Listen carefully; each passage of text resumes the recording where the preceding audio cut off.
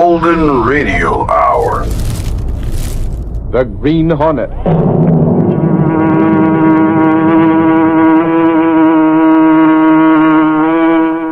He hunts the biggest of all game, public enemies that even the G-men cannot reach. The Green Hornet.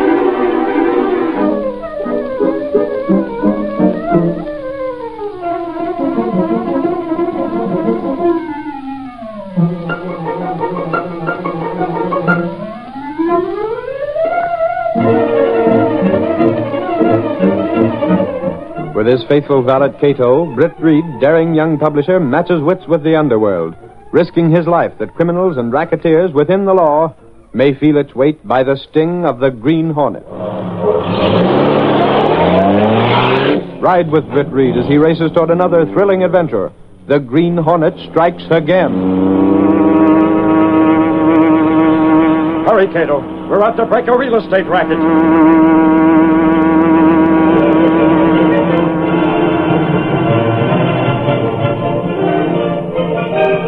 Farm by proxy. I want my money back. Buy now. Only a few acres left. Fortune and farming. It's a racket. I want my money back. It's a racket.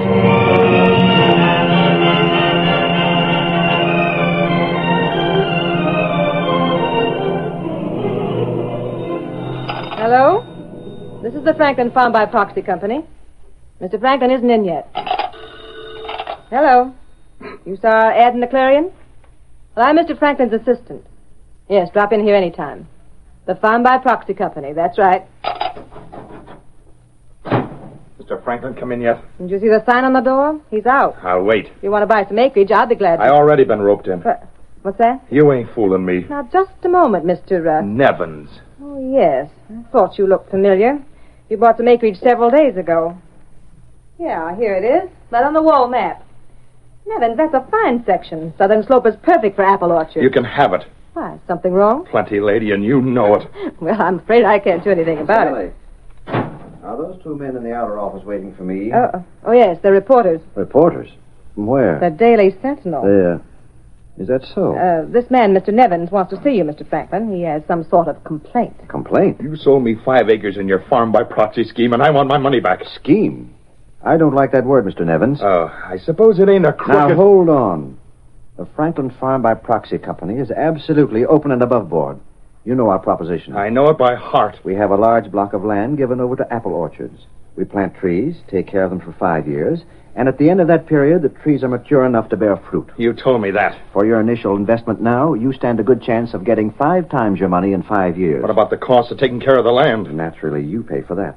We merely do the work at your expense. You didn't say nothing about that when I signed one of your contracts. You should have read the contract, Mr. Nevins. And that ain't all. I went out to see that land. You went there? It's all rock. You couldn't grow moss on it, let alone apples. Well, that's your opinion. We don't agree. Never mind the talk. Do I get my money back? That's impossible. I tell you what we will do, though. I'm listening. Where is Mr. Nevins' property? Right here, Mr. Franklin. This pin. Fine. We'll give you a switch, Nevins. Instead of the 5 acres here, how about these 5 over on the other? Blast your map. Your whole land's worthless. It's a racket. If you don't give me back my dough, I wouldn't lose my temper if I were you, sir. The rest of our clients haven't any complaints? They haven't seen the land like me. Let them be suckers. I don't care about them. I'll see a lawyer. Go right ahead. That's your privilege. Listen, you grab $500 off of me. Suppose I talk to other folks. Well? What are you going to pay me not to let on what I know? Not a cent. You won't even pay me to keep my mouth shut about your racket? Get out before I call the police and have you put out. We have a law-abiding business. You have a contract, and we're holding you to it. Why, I ought to break your... Don't try it. A gun? You can't threaten us in our own office. Sally, call the police. All right. All right, I'm going. But I'll get even with you racketeers if it's the last thing I do. Okay, Sally, hang up. I hope he does see a lawyer. That contract's so foolproof, nobody could wriggle out of it. Too bad I had to pull the hardware on him. Can't use talk all the time. He was sort of nasty, Frank. Sure. The poor sap saw $500 go bye-bye. And he'll have to keep on paying for 5 years. Besides, he's no angel. Did you hear the way he talked about the other suckers? Guess that's right. He'd be crooked, too, if he had our brains. Forget him. We've got to clean up this map and see those reporters. What? You're going to see them? Sure, why not? They're from the Sentinel, Frank. Well, what of it? Well, they're pretty tough on rackets. We're on the right side of the law. They can't prove anything. Besides, we sold practically all the orchard land already. What can they do? Get those contracts back? No, but Well, there you are. Let those reporters ask questions. We got all the answers.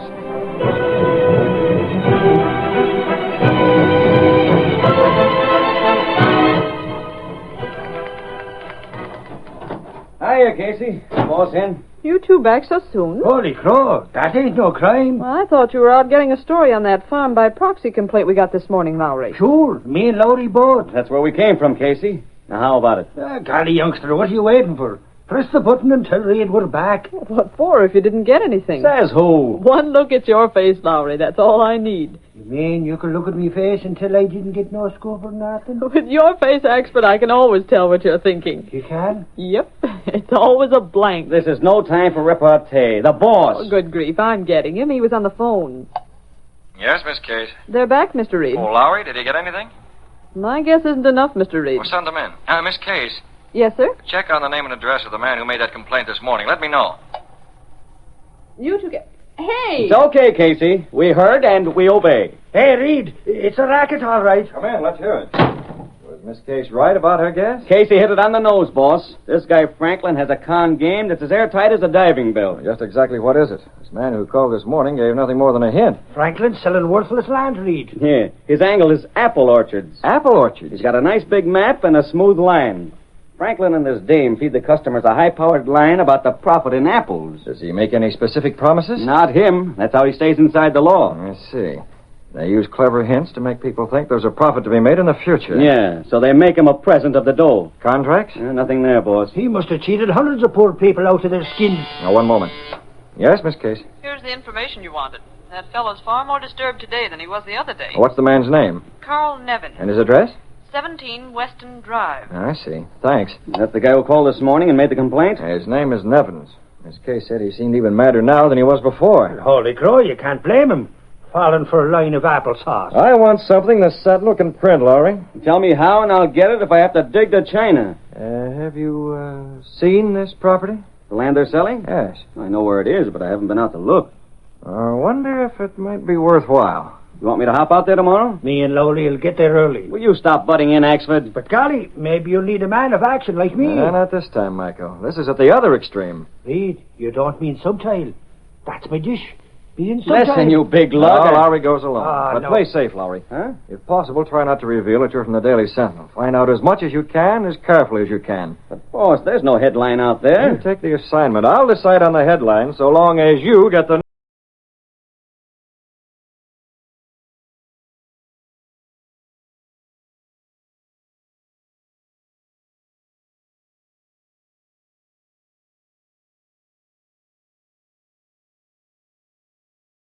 Britt Reed spoke to Cato, his faithful valet, and the only living person to know him as the Green Hornet. It's an odd situation, Cato. These confidence racketeers are undoubtedly gypping the public. Yet they're careful to stay within the limits of the law. I see, Mr. Brett. Lowry's going out to see that land tomorrow. He's going to keep his identity as secret as possible. Secret? Well, Lowry believes that's necessary in order to get information for a story. Actually, my purpose is quite different. I want Franklin to believe Lowry is there for some other purpose. What is that, Mr. Now, here, Cato. Look at this map. Yes, sir. Right here, circled in red, is the land which Franklin is selling in his farm by proxy racket. You notice these wavy brown lines? Here? Now, those are contour lines, Cato. They show that Franklin's acreage lies along a peculiar rock formation. It's definitely not the kind of land that would raise good apple orchards, Cato. I see. Yet we can use that formation of land for something entirely different from apple orchards. We can use it to plant a certain idea in the minds of those racketeers. I don't understand, Mr. Brett. You'll see as we go along. Did you get the money I asked for? Here. Fine. I'm going to give this money away, Cato. What? I have a plan which requires the help of someone besides the Green Hornet. Can I help, Mr. Brett? At the present moment, you're to stay here. I'm going out tonight to call on one of Franklin's victims, a man by the name of Nevins. Who is he? He bought some of that property, and he knows he's been cheated. Get the Green Hornet mask and the gun. Yes, sir. There's a lot of money here. I don't know whether Nevins will turn out to be the kind of man I can trust, but there's no other way. Here, Mr. Brett. Oh, thanks, Cato. The gun is loaded? Yes, sir. Now, how about the Black Beauty? It's all checked, Mr. Brett. All right, Cato. I'll be back as soon as I turn this money over to Nevins.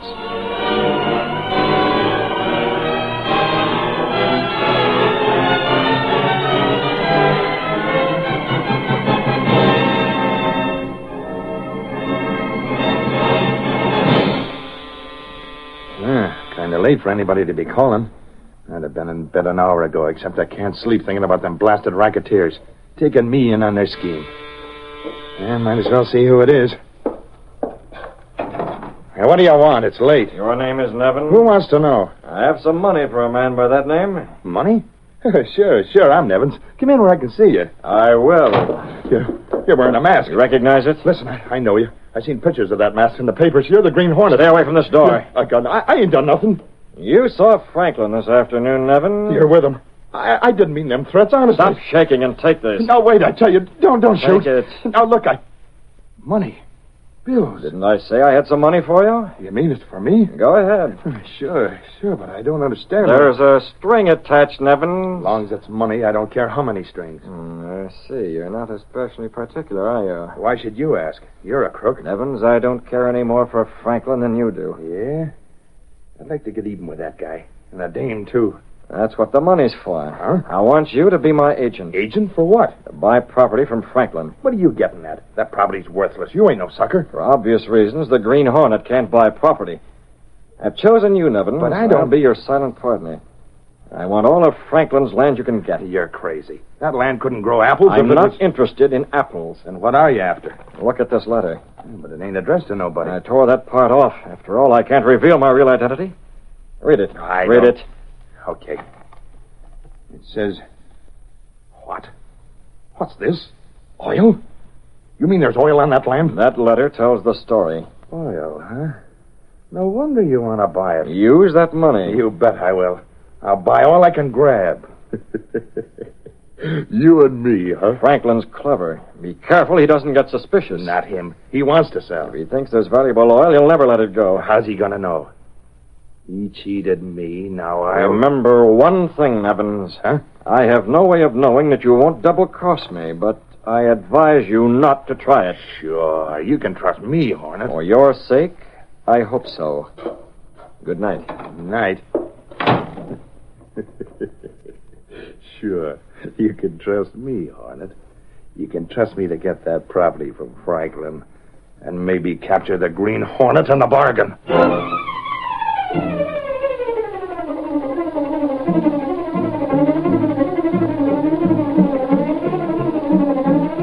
The curtain falls on the first act of our Green Hornet adventure. Before the next exciting scenes, please permit us to pause for just a moment.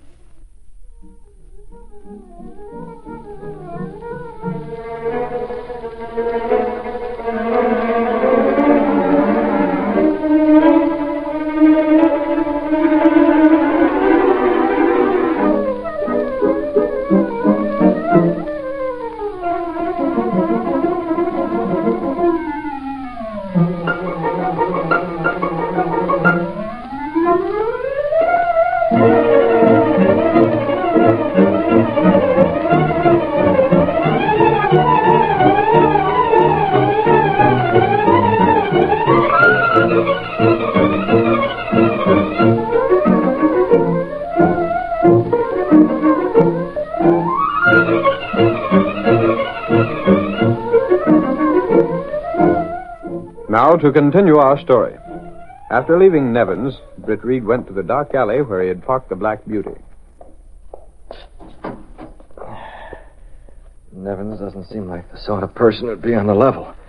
Just because he's fallen a victim to Franklin's racket doesn't mean that he couldn't be just as unscrupulous himself. Perhaps I'd better make certain that Nevins doesn't have any chance to double-cross the Green Hornet.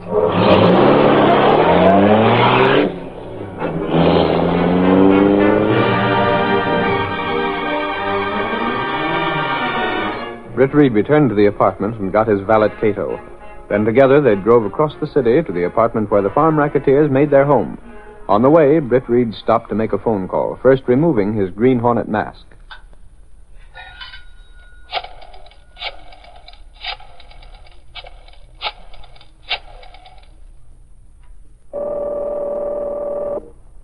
Hello? Nevins? Yeah, who is it? I saw you earlier this evening about a certain proposition. Oh, you're the Green... No names, not over the phone. Okay. What'd you call for? We haven't arranged a place to meet. You're going to buy that property tomorrow. Yeah, that's right. I'm going over sometime when when he's in. Be at your place tomorrow night at 11. What for? Using my money, do as I say. 11, huh? You gonna be here? I want to see the results you had. You'll be there at 11 o'clock. You can expect me.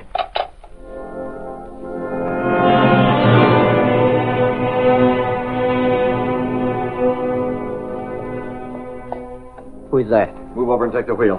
I spoke to Nevins, Cato. Yes, Mr. Brett. I told him to be at his place tomorrow night at 11. You'll be there, Mr. Brett? Nevins expects the Green Hornet at that hour. I was very careful to let him get that impression. Where you go now? I'll take my mask, Cato. Here it is. Head for Franklin's home. You know where it is. You told me. A lot of innocent people have put their savings in Franklin's farm by proxy scheme. It's up to the Green Hornet to see that they get it back.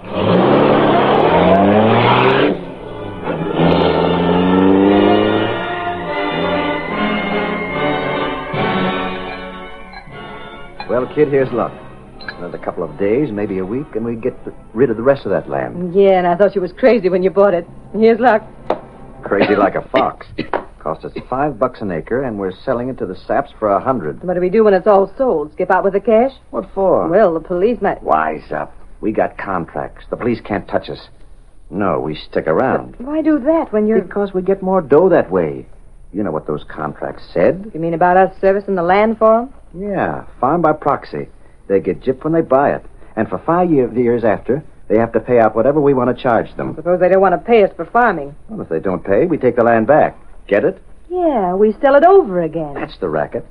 How are they going to know that we charge them for repairing fences and spraying trees, jobs that we never do? Suppose they squawk. Let 'em. That sucker was in today. He squawked. Nevins? Yeah, that's the guy. He ain't got a snowball's chance in midsummer. The law's on our side. I wish I could be sure. I know it. I've been in plenty of rackets and never been caught yet. Why? Because I'm always careful to stay inside the law. You're smart, Frank. You ain't telling me. Now, come on. Finish up that drink, and I'll pour us another. Okay, What's the matter with you? Frank, Hey, you dropped your glass. behind you, a man wearing a mask. What? Don't try anything, Franklin. You, that mask. You're the Green Hornet. A stick-up. You Stay can't away for from this. this desk. Look out, Frank. I'll put a bullet through him. Back! No, you don't. There's another man behind you with a gun. It's right, Frank. Oh, two of you, huh? I thought you might have a gun in here. I'll remove the bullets just to make sure. There. What do you want?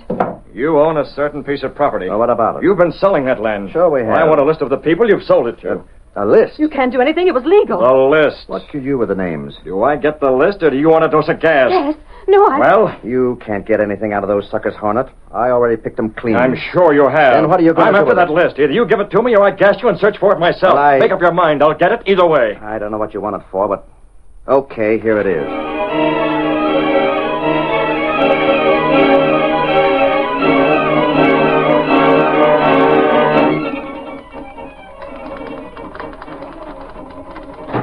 I want to see Franklin. You again.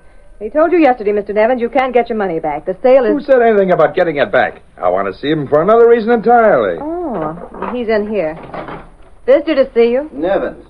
No use arguing again. Well, he says it's something else. Yeah, that's right. Well, make it snappy. I thought maybe I could buy some more of that land. What? Well, I got to thinking it over, and I figured maybe your scheme was okay. About the apple orchards, I mean. You're not telling the truth, Nevins. Me? Something has changed your mind since yesterday. We haven't many acres left to sell, Frank. Why not get rid of them? Shut up. I'm handling this. You got to sell it to me. Pretty anxious, huh? Well, will you or won't you? Why? What do you mean? There's been some funny things going on lately. Why do you want that land? What do you care? I got the dough. Well, I'll have to think it over. Look, Franklin, if you don't want to, give me a list of the other people who bought it from you. What? Did you hear that, Frank? Yeah, I heard it. You're the second guy who asked for the list. I'll pay you twice as much as Who the other. told you to come in here? Why, nobody. I just... You're too dumb to get a hunch by yourself. Hunch? Has the guy with a mask been seeing you? Well, no, of course not. It's written all over your face. I tell you... You ain't telling nothing. I'm telling you. It's the Hornet. The Come on, talk. The Green Hornet put you up to this, didn't he? He asked Gus for a list, same thing you wanted. I didn't know. He told me to... I got a good idea what he told you. You mean about... One of my boys called in from the property. There's been some guy snooping around out there. Wouldn't give his name or state his business. Just looking. Are you going to stall all day? Reach, Nevin. Hey, now look, you don't need no gun. Sally, he's got something in that pocket. He's been fingering it since he came in. It ain't money. I left the money the Hornet gave me at home. Whatever it is, get it, Sally. Okay. Must be important or you wouldn't keep handling it. Well, it's nothing but a piece of paper. Give me that. Get back. Hand it here, Sally. Frank, it says oil. It's a report from one of them geologists. Oil. So that's it. Don't say where. It's a fake, I tell you. A fake, huh? Not after the way you come in here. Not after the Green Hornet last night. That guy snooping around, he must have been checking over for spots to drill. Get out. Listen, you can't. I'll pay you double. 3 times as Go much. on back and tell the Hornet he made a mistake. He should have picked a front man who's smarter than you'll ever be. I'll give you 5 times your price. There's the door, and I'll get going before Okay. I'll see those others myself. You won't see him because you don't know who they are. You chiselers. Taking my idea. Just like to see the Hornet get back that dough. Outside.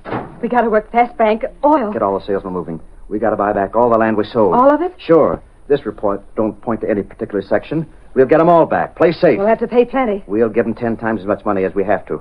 It's oil. We better get busy. The Hornet has a list. But the Hornet can't go around seeing people in the daytime. He'll use Nevin's. Then we got to get those acres back first. Now get busy. I want every bit of that land back in my possession by tonight.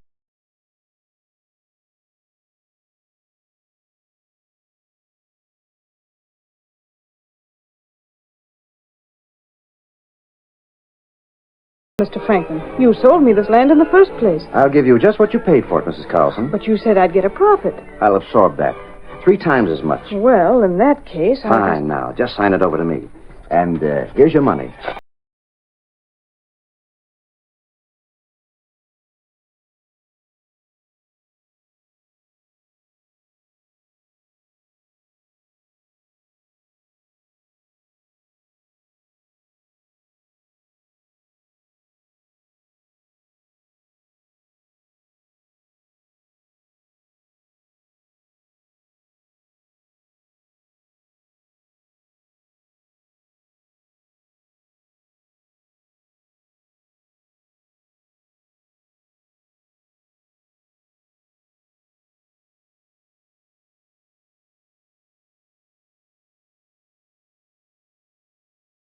The acreage he's selling in his farm by proxy plan? Yeah, I fished around, but there wasn't anything out there.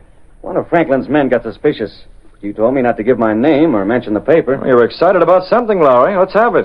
You know what Franklin's doing? Should I? It's all over town. He and that dame are buying the land back. What? Why should they do that? Search me. I'm not in the racket. Well, see if you can find out why. Let me know. Okay, boss. It's screwy, all right. In about 2 hours from now, Franklin will get a letter telling him he's allowed himself to be fooled. A report proving there never was any oil there and never will be. Reed! Oh, golly, Reed. This time we'll nab him. Axford, what's wrong? It's not wrong, boss. For once, Axford may have something. It's the Hornet. What? We got a tip. He's going to come to a certain place tonight. Yeah, at the home of a guy named Nevins. Nevins, eh? Oh, isn't he the man who called the settle complaining about Franklin's racket? That's the baby. Dial just give me a call from headquarters to give me the tip about Nevin. He called the police? Holy crow, the Green Hornet must be in with Franklin. You think so? Suffering snakes, he must be. Sounds hot, boss. 11 o'clock, eh? Well, we'll keep the front page clear of this. Maybe a false alarm. Oh, Reed. But if the Hornet's caught, it'll be the biggest headline we've ever had. You said it, and Ed Lauer's going to be right there for a personal interview.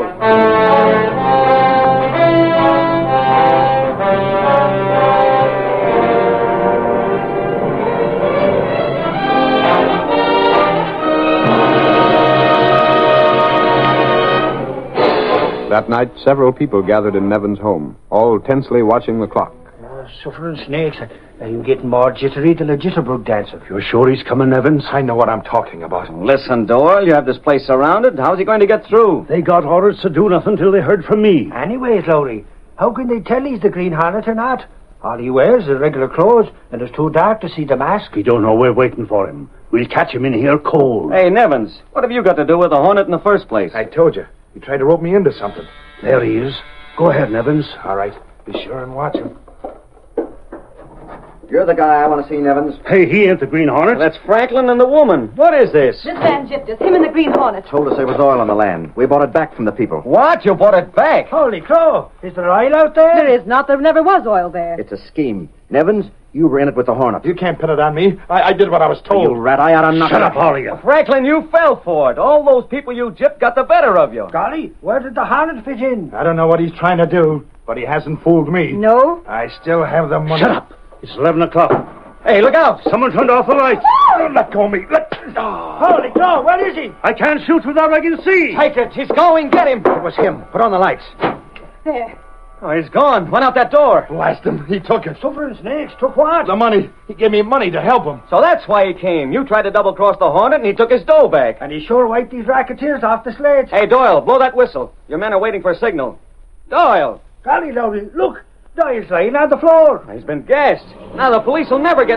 There he goes. Blast him. Why don't those cops close in? All they'd catch now would be dust, Franklin. The Hornet made sure Doyle couldn't blow that whistle in time. He gets away, and we're left here holding a lot of worthless property. You got no better than you deserve. You and your crooked apple orchards. Sure. The Sentinel gets a headline, and you get a lot of applesauce.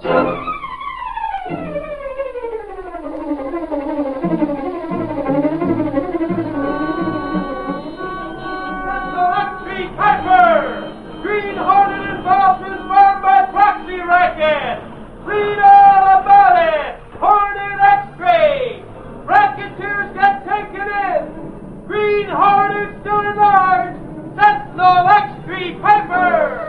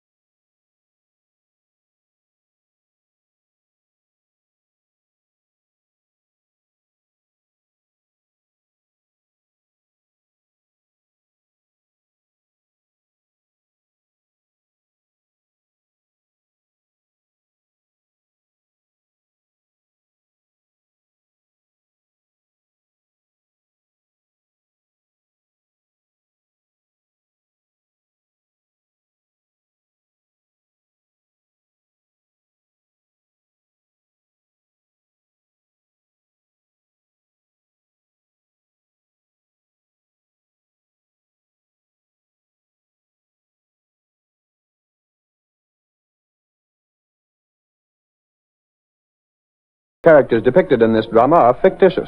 Any similarity to actual persons or events of the past or present is coincidental.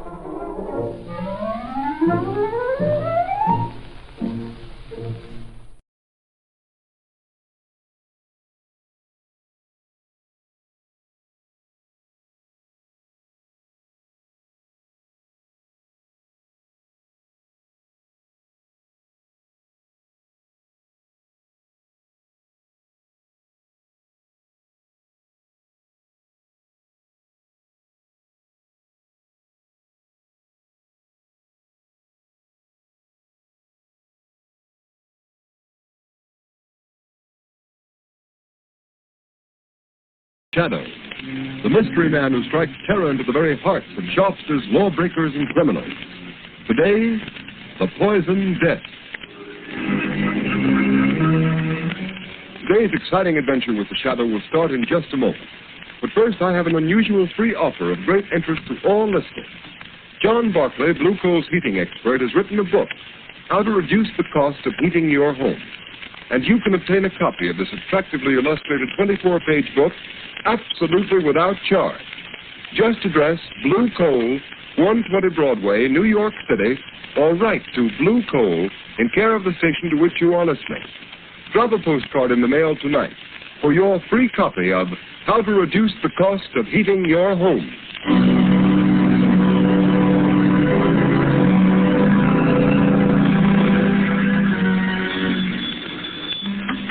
Mercy Hospital. Quick, send an ambulance to 217 Shoreview Road. My children, they're poisoned, dying. Oh, hurry, hurry, please, hurry.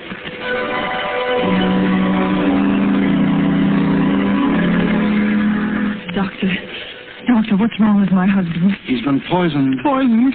Isn't there something you can do? Some way of saving him? No, I'm sorry, my dear. It's too late. Your husband is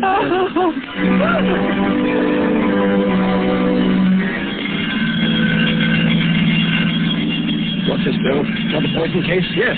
The calls are coming in faster than we can answer them. Well, this one will have to go to General. The emergency ward is full. Not a cot left. The same thing in every hospital in town. They're swamped, all poison cases. And nobody knows how they're getting it or what it is.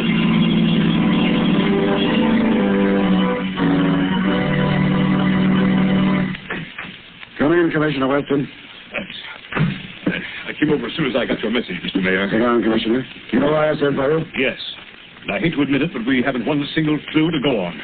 I've had the entire police force working on this poison epidemic for 3 days, and we're right where we started. When the first ransom note was sent to newspapers demanding $1 million ransom, or this city of over 1 million souls will be wiped out, poisoned, I thought it was a hoax. Mayor, it's a wild scheme of a crazed mind. It can't be anything else. I don't agree with you. The ransom note was signed The Shadow. This same Shadow you claim has helped you solve so many crimes. But it was never asked for reward or credit. I don't believe the Shadow sent that note, Mayor. No? Then look at this photostatic copy of the original pamphlet and threat. Listen to the way it's worded. For years, the Shadow has smashed rackets, wiped out criminal syndicates, trapped murderers without reward. And now the time has come for a settlement. The Shadow has saved the city millions. Now the city will pay the Shadow $1 million, or the hospitals will be filled with the dying, and the morgues will be filled with the dead. I'm still convinced that it isn't the real Shadow who's guilty. You say that because the Shadow has helped you so much in the past. I resent that, Mr. Mayor. All right, resent it. But it's up to you to get busy and find out who's responsible. The fact remains that no clues have been found. Well, I've got to have action. I'm doing everything I can. Maybe you are, but you ought to do better. Look at this report. The hospitals are filled with the dying. The morgue is filled with the dead. Hundreds of innocent people, stricken by a poison the health department can't identify. A poison for which there seems to be no antidote. What is it? How is it being fed to the people? Find out or we'll get another police commissioner. Just a minute, there's a phone. Hello? This is Clyde Burke of the Classic, Your Honor. What is it, Burke? We just received another note signed by the Shadow. What this time? Listen to this. I can strike at random, but I can also single out any one of you for death. To prove it, I am going to poison Dan Brinkley, Commissioner of Sanitation. When you get this through the mail, Brinkley will be dead.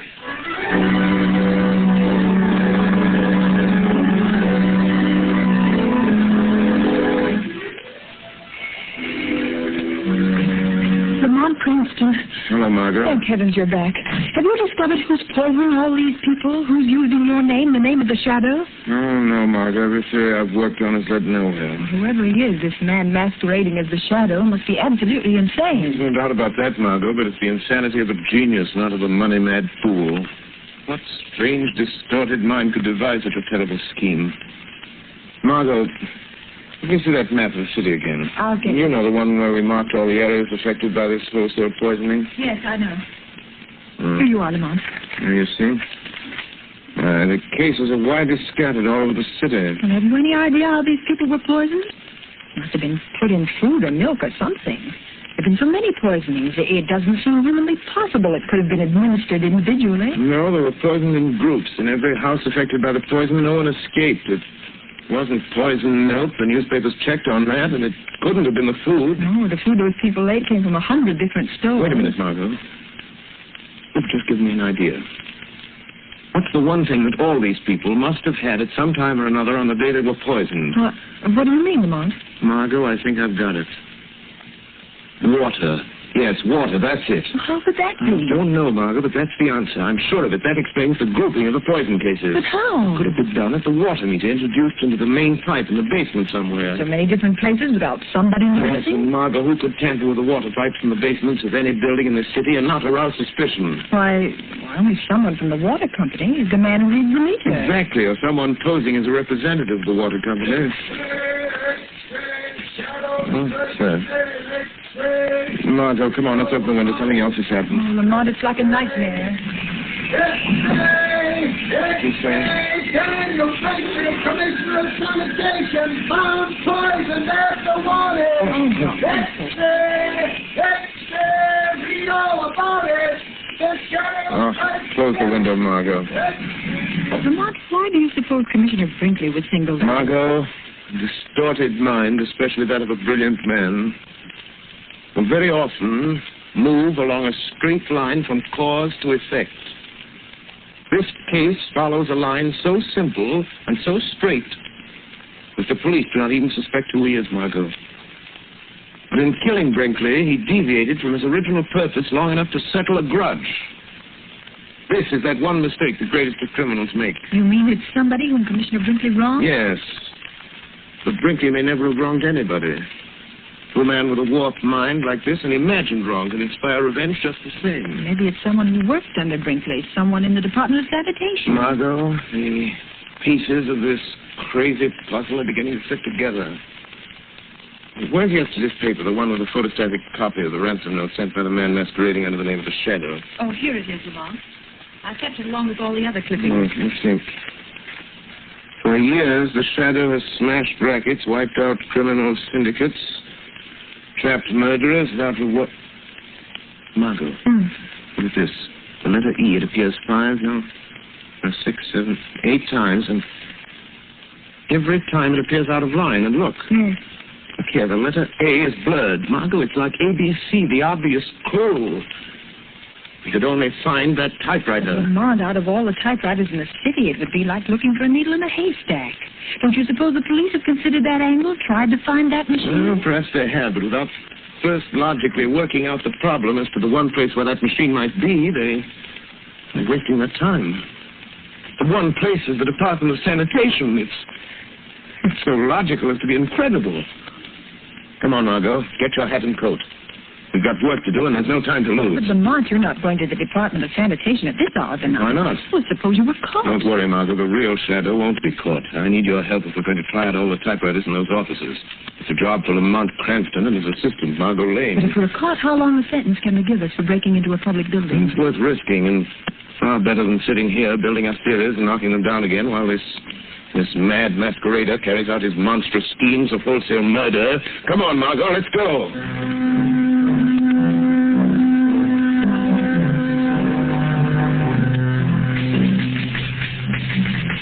No, Margot. No, this isn't the machine. No, it's the last one in here. Let's try the next office. Be careful of that flashlight, Lamont. Must be a watchman here in the building somewhere. He's down in the basement sweeping. I made sure of that before I signaled you to come in. It looks like another exploded theory, Lamont. We've tried dozens of machines, and none of them have the characteristics of the letters in those ransom notes. They're not going to stop until we've tried them all, Margot. There's the door there, leading to the back part of this floor, Lamont. Yes, it says, Private Office of Chief Chemist A.D. Gerber. Let's look in there. Yes, there's the machine. It's the only one in here. Try it, Margot. Here's some paper. Yes. I'll be glad to get out of this place. Start the same way, Margot. That's it. For years, the Shadow has smashed rackets, Lamont, the door's locked. wiped out criminal syndicates. Margot, the A blurred. Go on, finish it. Trapped murderers without reward. Now the time has come for settlement. This is the machine that typed the warning notes to the papers. The office of the city's chief chemist. In Gerber's office. It might not have been Gerber. Other people could get to this machine and use it. Margot, everything's beginning to fit together. Who would know more about poisons than a chemist? You know, I felt all alone. What was that? Someone in the next room. Turn your light over on that door, Lamont. There's lettering on it. Laboratory. Keep out. Who would be in a laboratory at this time of night? Margot? I don't know. I'm going to find out. It may be the man we're looking for, Lamont. Margot, I think it'll be best if you get out of here. Go back to the car. Wait for me. Please, Lamont, let me stay here. You come out, and I might be able to help you if it's that crazy man. No, Margot. Go out to the car and wait for me. Lamont Cranston and Margot Lane have done all they can.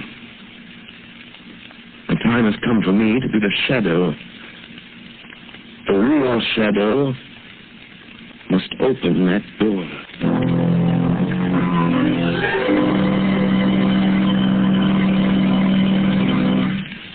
The second part of the Shadow's adventure will continue in just a moment. In the meantime, let's talk about how to save money. You will begin saving money when you use blue coal. Blue coal is Pennsylvania anthracite. It is an American product mined by the Glen Alden Coal Company.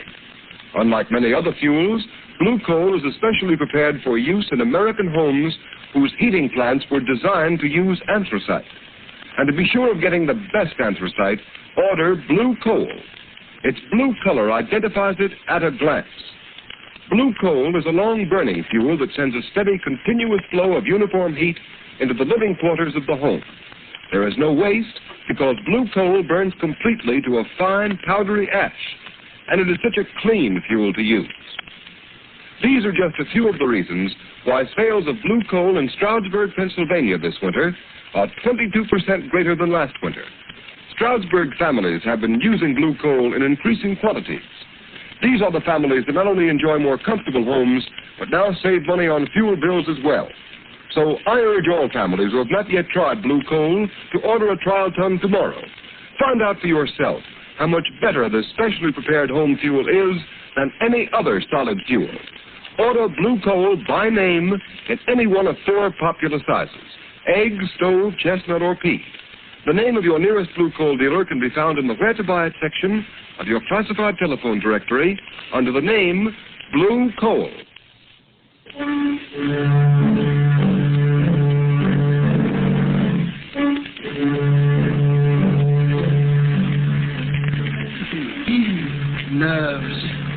Nerves.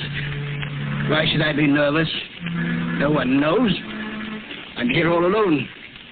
Who would suspect me, Gerber, the city chemist? I'll never tell them. They'll never know that Brinkley is dead. They'll make me commissioner of sanitation. I should have had the job when they gave it to him. I guess he knows it now. Gerber, bring me that report. Gerber, why didn't you do this? Gerber, why didn't you do that? Treating me like dirt. All that's over now, though. Over and done with. How did that door get open? Must have forgotten to close it. Must be getting absent-minded. Got to be more careful. Someone might come in. Might ask me what I'm doing. What I'm making. What are you making, Gerber? Really? What was that? Who said that? Who laughed? The shadow spoke. The shadow laughed, Gerber. The shadow? Yes, Gerber. I am the shadow. You know my name. You've been using it as a cloak to cover your excursions into the realm of murder. Oh, you can make yourself invisible, Shadow.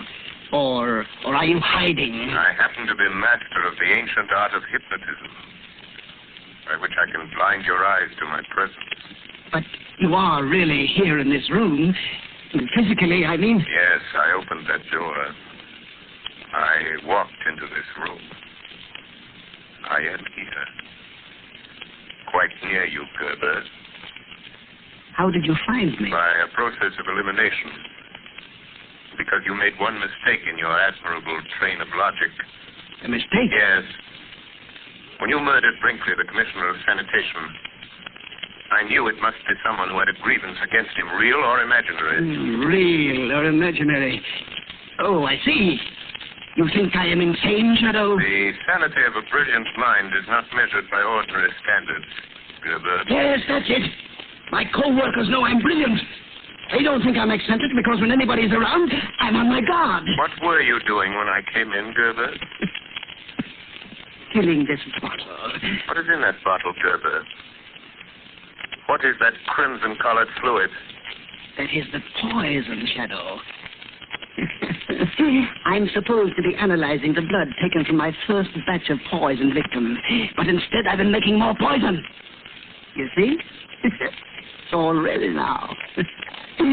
Would you like some, Shadow? I'll be glad to give it to you. What are you going to do with that bottle of poison, Gerber? Or are you afraid to tell me? No, I'm not afraid. You can't stop me. The devil himself couldn't stop me.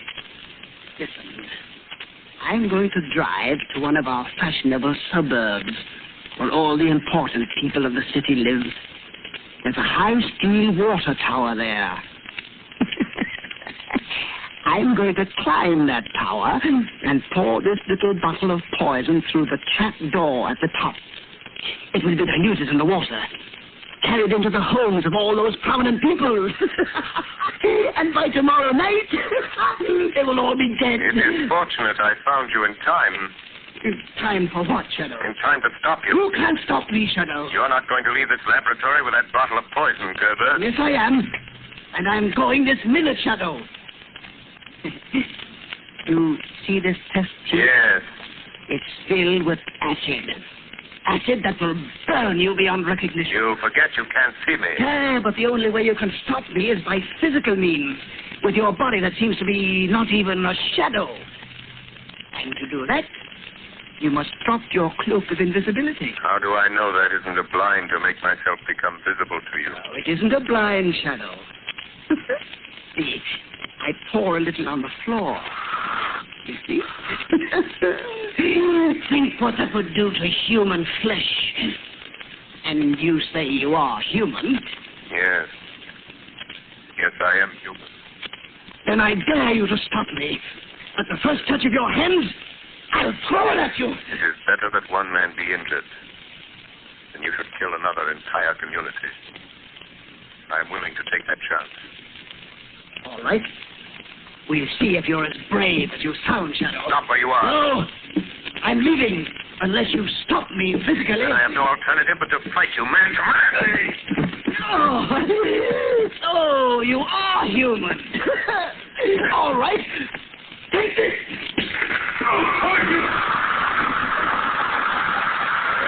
I warned you, Shadow. You will be burned beyond recognition. That acid will eat into you to the very bone. Goodbye, Shadow. At last you've met someone who is your match. Now there's no one to stop me putting the poison in that water tower.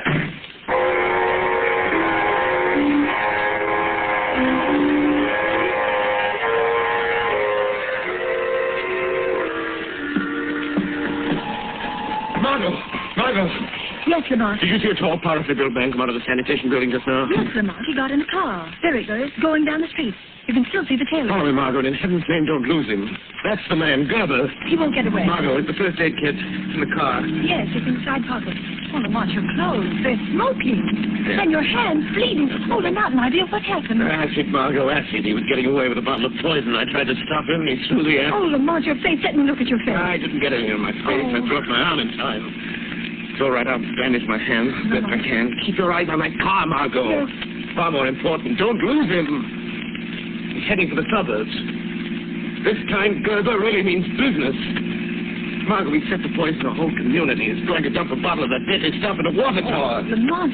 Oh, you're in terrible pain. I can see it. Let me take care of you. Let me stop at a phone booth and call Commissioner Weston. Let me send out a general alarm and pick this man No, up. Margot, we have a job to do. If we lose Gerber, if we stop him, the police wouldn't be any good.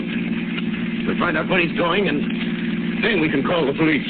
All right, Lamont. You know best. I'll try not to lose him.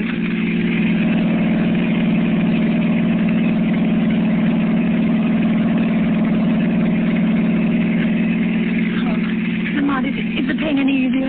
You've got to get to a doctor as quickly as possible. Infection might set in. I will soon. Margot, look. Yes. I think Gerber is nearing his destination. He's taking that road up the hill. If I remember correctly, the water tower's at the top. Lamont, how will you stop him now? You with your bleeding hands. He's a powerful man. Crazy with the strength of a maniac. I've got to do what I can to delay him. Keep him from putting that poison in the tar until you can get the police. The police? Lamont, how is he going to get the poison in the tank? He said there was a trap door on top of the tower. A door they use when they clean the tank. Lamont, that means you may have to climb that tower. Now, you can't not with your hands in that condition. It's snowing. There'll be ice on the rungs of the ladder, and in this wind, you're liable to slip and fall. I've got the chances. Stop, Margot, stop. There's the water tower. There's the car. Lamont, look, it's Gerber. Yes. He's starting to climb the tower already. Margot, go on, now, get the police. Hurry. Tell them to get someone to shut off the water in this car in case I fail. Hurry, Margot, hurry. I'm going up there after him. All right, Lamont, I'll get... Who is that? The man you thought you'd left in your laboratory. Burnt and blind with ashes. The shadow. Yes? But I thought I had you. But all right. Keep on following me. You're a long way behind me by the sound of your voice. Yes. Yes, but you have to stop when you get to the top. And I shall catch up with you. Yes. By that time, I shall have poisoned the water. You forget the trapdoor to the tank may be locked. It will be rusty and easy to break. But it will take time, and I shall be gaining on you. You need to hurry, Gerber. That's too bad you missed my face with that accident, Gerber. Some of it went on you. I heard it sizzling into your flesh. On my hands, that's all. Don't you want to see them? Then you must be suffering holding onto the ice-covered ladder. Not as much as you'll suffer once I reach you. All right, hurry, Shadow. I'm on the top already. Now, you were right, Shadow. The trapdoor is locked. But that won't stop me. I'm going to blow it open with my revolver. The lock is broken, Shadow.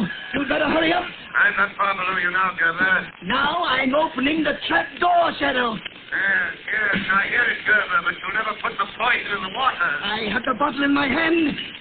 I'm pulling out the stopper. And I'm here to knock it out of your hand. Yes! You broke it! You spilled the poison! You spoiled my revenge! You spoiled it! But you'll pay for it! You're leaving blood marks on the snow with your hands. You can't get off the top of this tower. You can't get past me to the ladder. I don't need to see you to find you. The blood marks will show me where you are. Come and get me, Gerber. I'm waiting for you here on top of the tank. I know you are. And you can't go any further, or you'll slip and fall to the ground, hundreds of feet below. Don't be so sure, Gerber. There.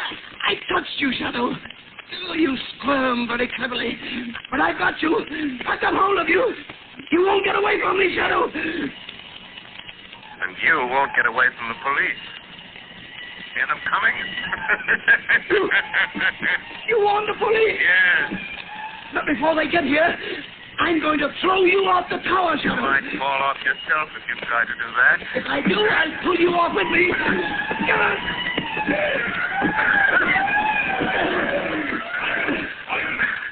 Somebody on top of that water tower. And Commissioner Weston. He's come to take you himself, Gerber. You should feel honored. He'll never get me.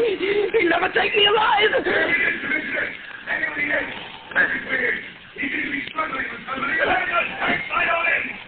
You're caught, Gerber. You're trapped. You're trapped. There's no escape, Gerber. Listen to me, Commissioner Weston. You'll never get me. Never. I did it. I killed all those people. I made you think it was the shadow. Commissioner. He's trying to kill. You'll be killed, Gerber. I'm not afraid. I'm not afraid. Because you're coming with me, Shadow. Come on, Shadow. Come with me. Come with me. He did it. He jumped. Throw your light over there to the foot of the tower. See who it is. That's our man, the poisoner. There's the body. And it must be dead at the door near. Yes. No man could fall that distance and live. Turn him over. Let's see his face. He's dead, all right. Neck's broken. Why, it's Gerber. Gerber. The chief chemist of the sanitation department. Who would ever have thought a man in his position? He was struggling with someone up there on the top of the tower. Where's the other man? Look around the base of the tower. See if you can find another body. Look in the bushes. I suppose we could on this thing, but I don't see Can't see a thing in these snow flurries. Swing the searchlight around. Anything over there, Sergeant? No sign. Nope. I don't see anybody here, Sergeant. Nobody over here, Sergeant. No one on this side. Listen.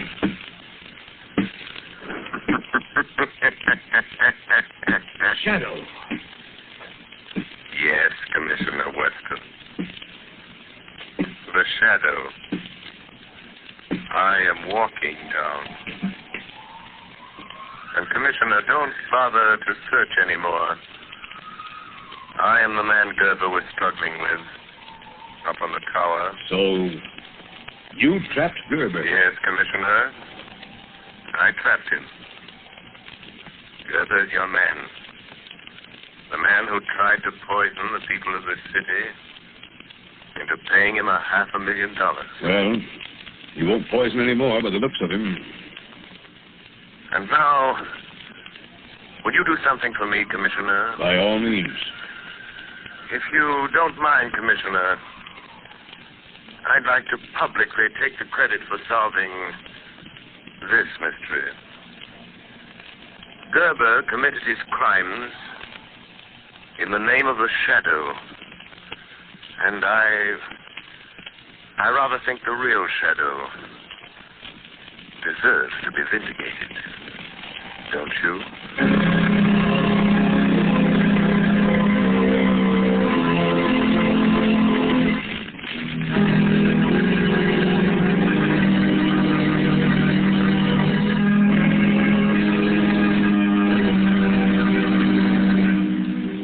You have just heard a dramatized version of one of the many copyrighted stories which appear in the Shadow magazine. All the characters and all the places named are fictitious, and the similarity to persons living or dead is purely coincidental.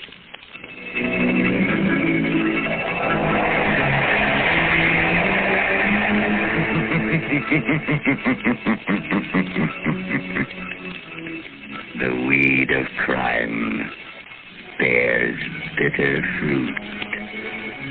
Crime does not pay. The Shadow knows.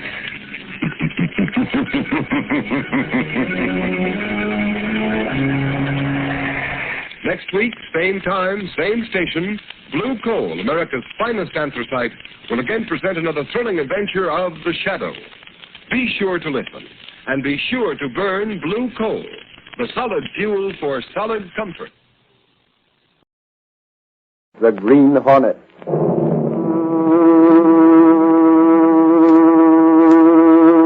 He hunts the biggest of all game, public enemies that even the G-men cannot reach.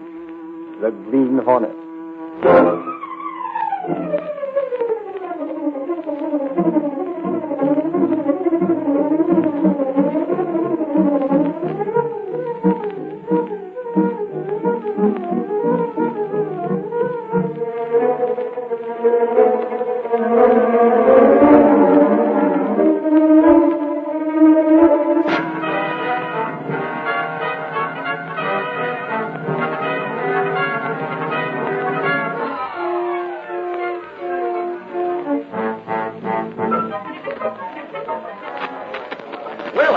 Yeah, Cole, sure.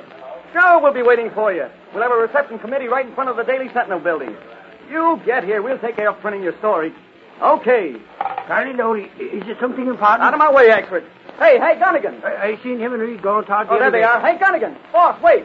Who's that? Wait a minute. What's the matter, Laurie? What's all the excitement? Boss, it's a scoop on its way. What's that? I was just on the phone talking to Cole. Cole? Yeah, he's assistant to Robertson. Holy crow, you mean Robertson, the guy with hands out for the cart job? Hold it, Exford. Laurie, this sounds like something. We've been trying to get the goods on Robertson for months, Reed. What about Cole, Laurie? He's coming here. Here to the Sentinel? Right. He called me on the phone just now. He's on his way here to spill all the dirt about Robertson's racket. But Cole works for Robertson. That's what I thought. You mean to say Cole's going to talk? The whole works. He said he'd give facts and figures on how Robertson makes every court employee in the state kick in part of his salary. Golly, the Sentinel's been hinting that for a long time. Well, if this is true, we won't have to hint anymore. Gunnigan. Yeah, Reed? You better stick around. We can't trust this to the night editor. You're telling me? Hey, Cole talks, we'll plaster Robertson racket all over page 1. He'll talk, boss.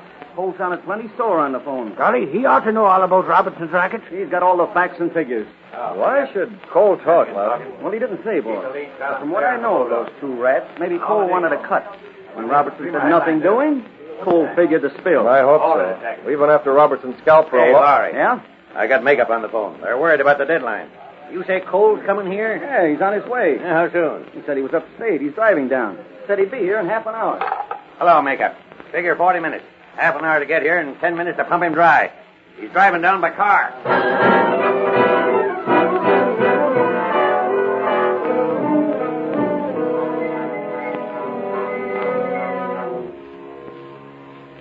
This'll serve that chisel right, huh, Byrne? Do we take this road all the way in, Cole? Yeah, right to the door of the Daily Sentinel.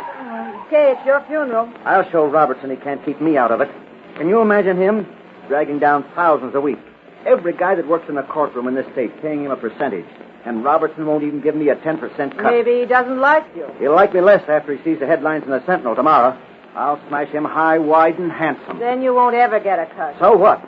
If he gets tossed out, maybe I can get in. Sure, then I'll do the same thing. Only it won't be 10%. It'll be the whole take. Robertson doesn't like a double-cross, Cole. Shut up and keep your eyes on the road. I want to go over these figures. I'm driving. The whole works right here in this little book. Names and figures, everything. It even lists the safe deposit vaults and the bank accounts Robertson has the money hidden in. And the way he signs them. That ought to finish him. It'll do it.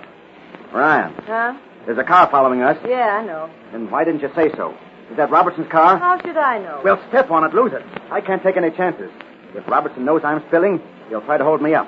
Put your foot on that accelerator. We're due at the Daily Sentinel. If you're in such a hurry, why don't you take the wheel? And let that car behind catch up. I tell you it's Robertson. Can't you shake him? I'm going as fast as I can. He's going faster. Oh, how do you know it's Robertson anyway? I don't know, but I don't want to find out. We're almost to the city limits. Once we get inside, we can do a little turning and... Hey, what are you slowing up for? There's a stoplight. It's red. Go through it. Come on.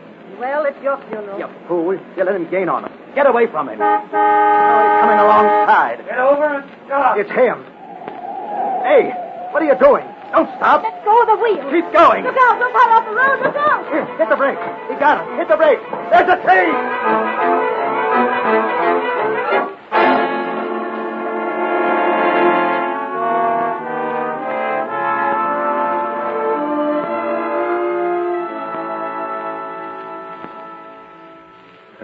Looks like a false alarm, Lowry. Yeah, we've been waiting an hour already, boss. We're not getting a scoop tonight, Breed. I could swear Cole wasn't kidding. Well, he isn't here. Hey, Reed. You want me to wait downstairs some more? It's awfully cold. Hello. Gunnigan talking. Hold it. Who is it, Gunnigan? Makeup? They can't hold off any longer, Reed. So what? Do I wait some more? No, never mind, Oxford. Sorry, Lowry, but we can't hold up the edition. Tell Makeup to run page 1 as we originally set it up. Okay. Let her go, Mac. Yep. Same way. Gosh, I wish I knew what happened to Cole. Swell story on the courtroom racket gone bluey. Well, there's no use guessing about it now. You get out there tomorrow, Lowry, and talk to Robertson and Cole. See if we can find out what made him change his mind.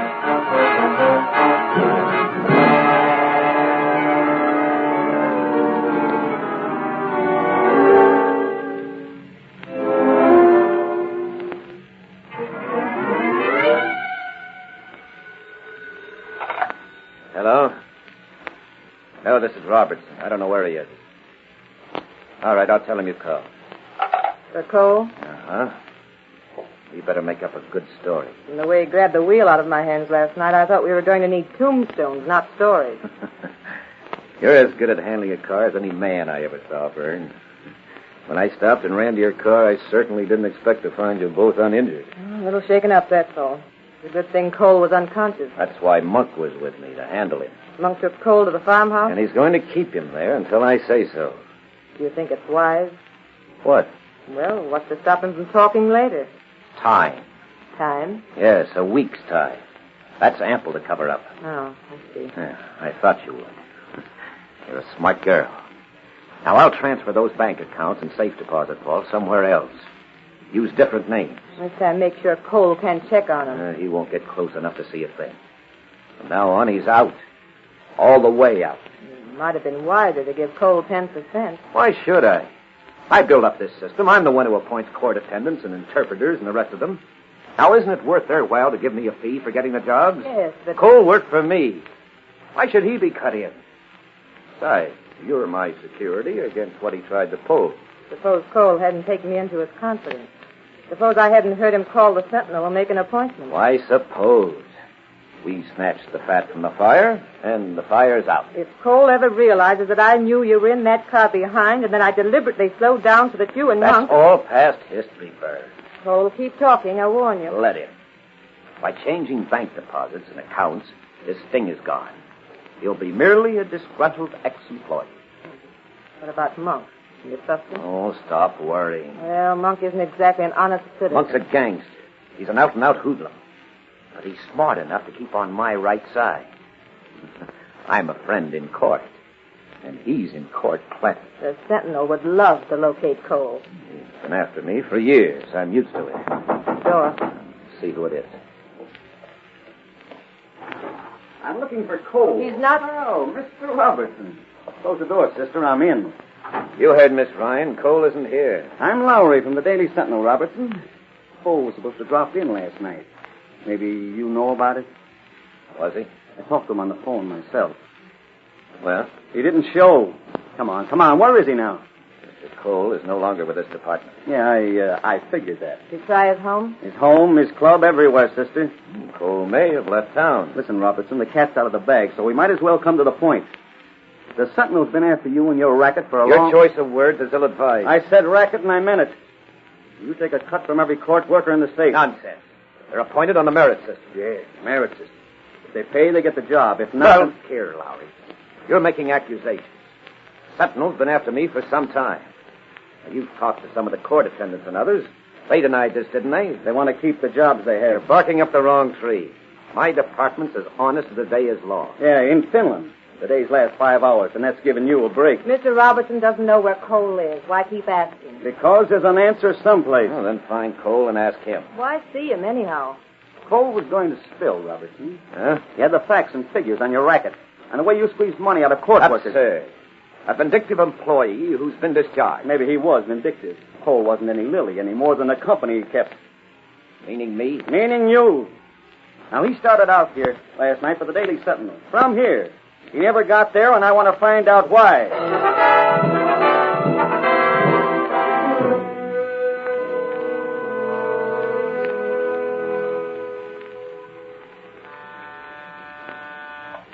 Yes, Mr. Reed. Any word from Lowry yet, Miss Kate? Gunnigan just heard from him, Mr. Reed. He's due in any minute. Have those letters ready for me to sign. I'll be out in a moment. Yes, sir. Hiya, Casey. Boss in? Well, Lowry, you saw Cole? Cole? Cole. The name escapes me. Oh, don't be so flip. Did you see him? No, not a whisker, Casey. Matter of fact, I got no place. From the way you charged him here, I thought you... That I brought home the bacon, huh? You didn't? Cole's gone. Can't find him. Something happened to him between there and here, and only birdies know about it. Not a trace? Yeah, maybe Robertson and that girl Ryan know, but they ain't talking. At least not to a Sentinel reporter. Oh, Lowry. Yeah, I just got here, boss. Any inkling of what happened to Cole last night? An idea, that's all. Somebody got to him before he got to us. He's gone, huh? How did you know, Mr. Reed? I guessed as much. Lowry, whom did you talk to? Robertson? Right, boss. Robertson says Cole is no longer with the department. Doesn't know where he is, what's happened to him, where to reach him, doesn't know anything. But he's got a look like a cat that's been lapping the cream. He's been lapping plenty. And the same goes for that Ryan dame. Boss, if you ask me, they know where Cole is or what happened to him. They got him out of the way so Robertson could cover up. Please, Mr. Reed, you think he's been Murdered, Miss Case? No, I don't think Robertson would do that. Except as a last resort. Hey, Reed, I got them for you. Where have you been? Oh, I know you told me to stay around, Reed. But golly, after all the excitement, I've been out sleuthing. Sleuthing? Out detecting, huh? Yeah, and I found something too, Lowry, which is more than I can say for you. Well, I admit it. Come on, expert, spill it. Reed, Cole was in an accident last night. What? Well, how do you know? You haven't seen Cole? No, I ain't seen Cole. Nobody has. But I seen his car. His car? Yeah, Reed. You know, I used to be on the farm. So I figured maybe I could find out if there was an accident on the road last night. Yeah? I figured which way I'd be coming in town if I was Cole. So I got Moran over to headquarters and went out to investigate. And by gravy, we found Cole's car sitting by the side of the road just beyond the city limits. Gosh, but for once you were right. That ain't all, Reed. One fender on the car was crumpled, and there was a dame's glove on the front seat. A woman's glove? Yeah, it was brown with... Brown with a sort of gold cord along the back? Yeah. How did you know? Boss, this ain't Ryan. What about her? She was in Robertson's office. She had a glove like that. I noticed it on the desk. One glove? Right, boss. Just one. Holy crow, Reed. That means she must know what happened to Cole. Yeah, there's no doubt of it, expert. Try and find out from her. If she's working with Robertson, the Sentinel hasn't a chance in the world of getting information. Not from that source.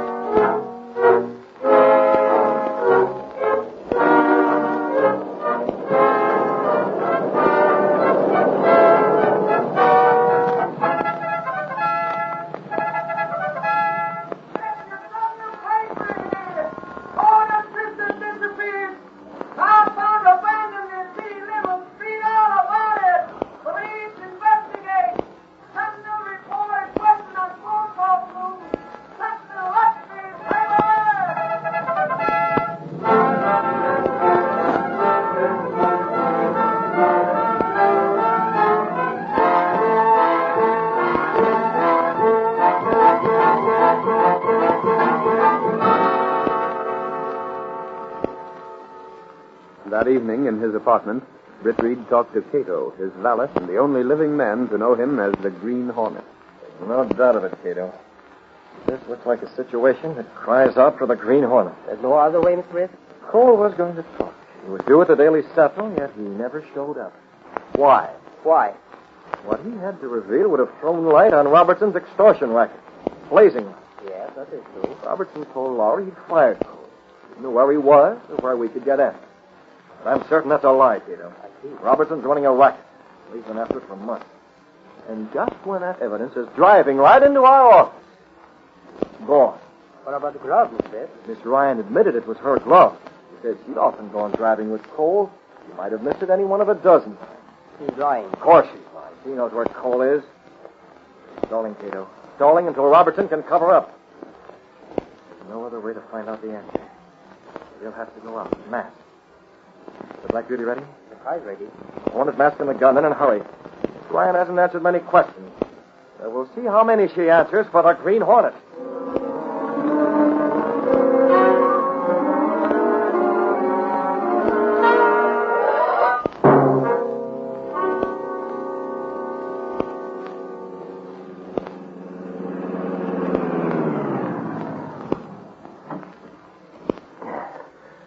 This is good enough, Cato. It's been a long drive, but she's still up. The light's on. I wait here, Mr. Riff? Look at that car across the way. You see it, Cato? Yes. Well, that's Robertson's car.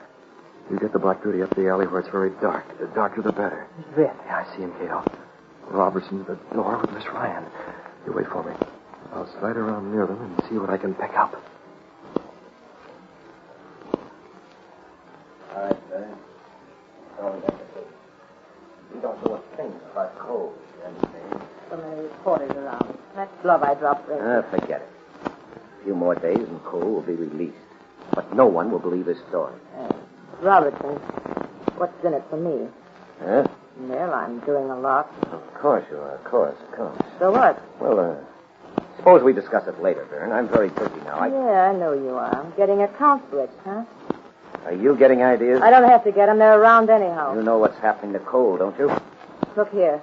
You threatening me? Just telling you to do as you're told. I have so far. Well, keep on that way and we'll get along. Cole wanted 10%. Now, hold on, Ryan. You were smart enough to play along with me. It wouldn't be wise to get any smart notions at this stage of the game. You might find yourself out in the cold. I was only suggesting. Thanks. I'll do the suggesting. Good night. I thought perhaps I could help you. You have. Those months I taken care of. Switching bank accounts and safe deposit vaults. Oh. Now, don't get me wrong. Now, there's no need for that. I made one error when I left Cole in on my methods. I'm not making that same mistake twice. You played ball. That's all. Understand? Nice.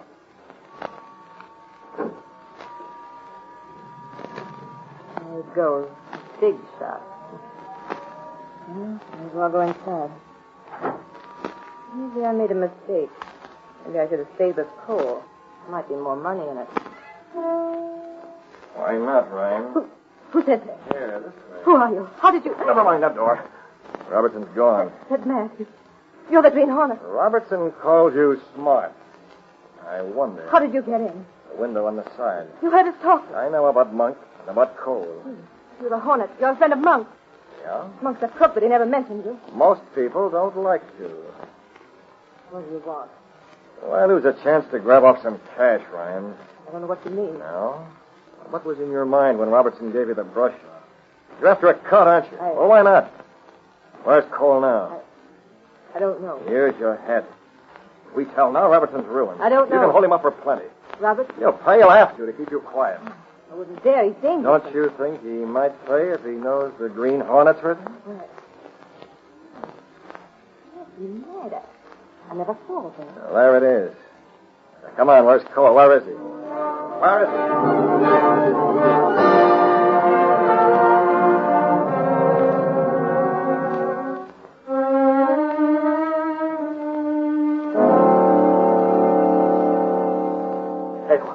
Yes, Mr. Riff. Miss Ryan told me where Cole is. How? She thinks the Green Hornet is going to help her hold Robertson up for a pail. I told her to keep her mouth shut until she hears from me, say, tomorrow night. Will she do that, Mr. I Riff? think she will if there's something in it for her. Got the Black Beauty headed out highway number 6. A crook named Monk is holding coal out there. I'll tell you where to turn off. You going to pay? Not this time. We're just going to look it over. So we'll know the quickest way to get there later on. For future reference, Cato.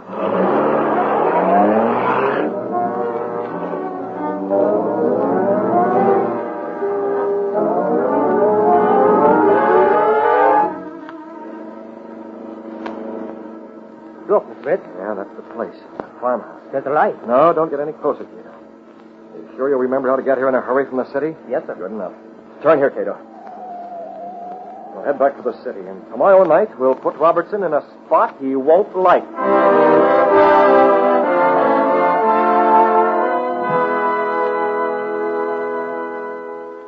There he is.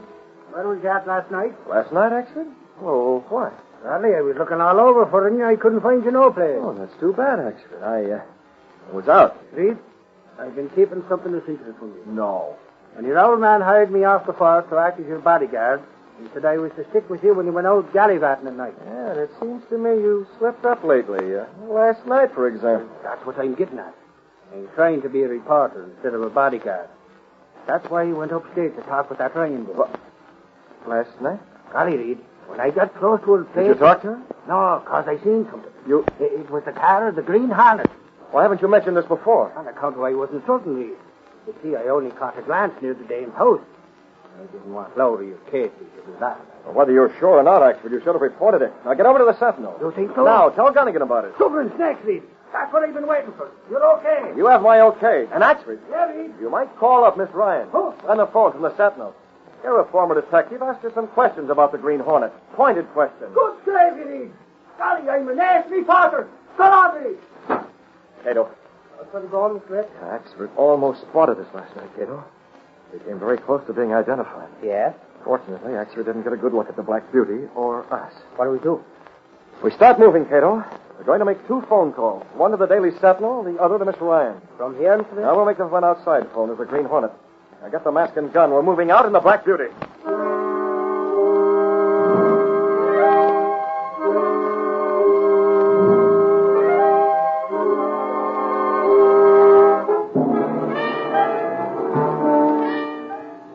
Behind a secret panel in Britt Reed's apartment, a narrow passage within the wall of the apartment house connected directly with an adjoining building. Supposedly abandoned, this building was in reality the hiding place of the sleek, superpowered Black Beauty, car of the Green Hornet. You take the wheel, Cato. How's the gas and oil and the tires? You checked the car after we returned here last night? Yes, sir. All right, step on it. We're stopping for those phone calls, and then we're heading for the farmhouse where Cole is held captive. And the Black Beauty must get us there before those who get a phone call from the Green Hornet.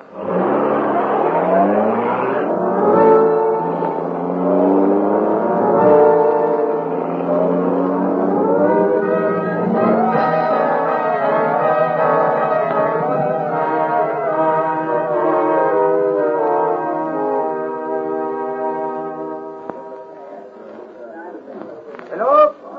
Hello? I want to talk to Miss Ryan. This is Michael Axford, star reporter of the Daily Sentinel newspaper. But I have nothing to say. I want to know about the Green Hornet. The what?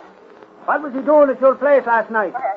That is it. Axford! Hey, Axford, come on, we're traveling. I can see I'm busy in the phone, Lowry. Never mind the phone. Gunnigan just got a tip on the Green Hornet. Who? Cole's out of the farmhouse on highway number 6, about 25 miles out. The Hornet got him? Will you put that phone down and come Holy crow.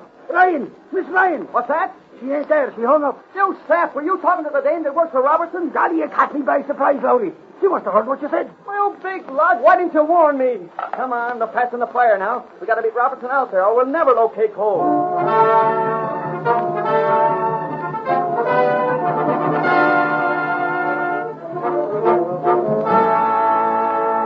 What are you talking about, Fred? The Sentinel knows where Cole is? I just heard it on the phone. A reporter called you? Yes, he wanted to know about the Green Hornet being here last night. What? What's that? The Green Hornet here? Why didn't you tell me this before? Well, Holding out on me, huh? What were you planning with the Green Hornet? You've got me wrong, Robertson. You little sizzling. Yeah, the phone. No, you don't. I'm listening, too. Take that phone and answer as I indicate.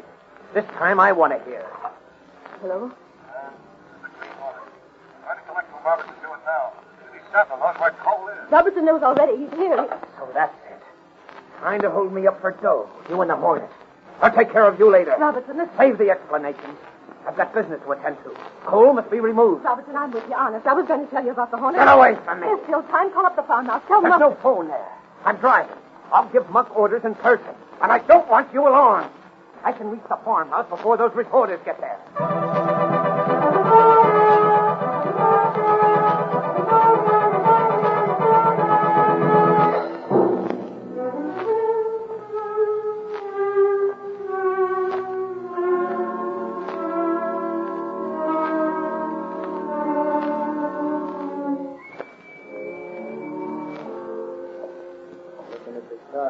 Cole? Listen, Monk.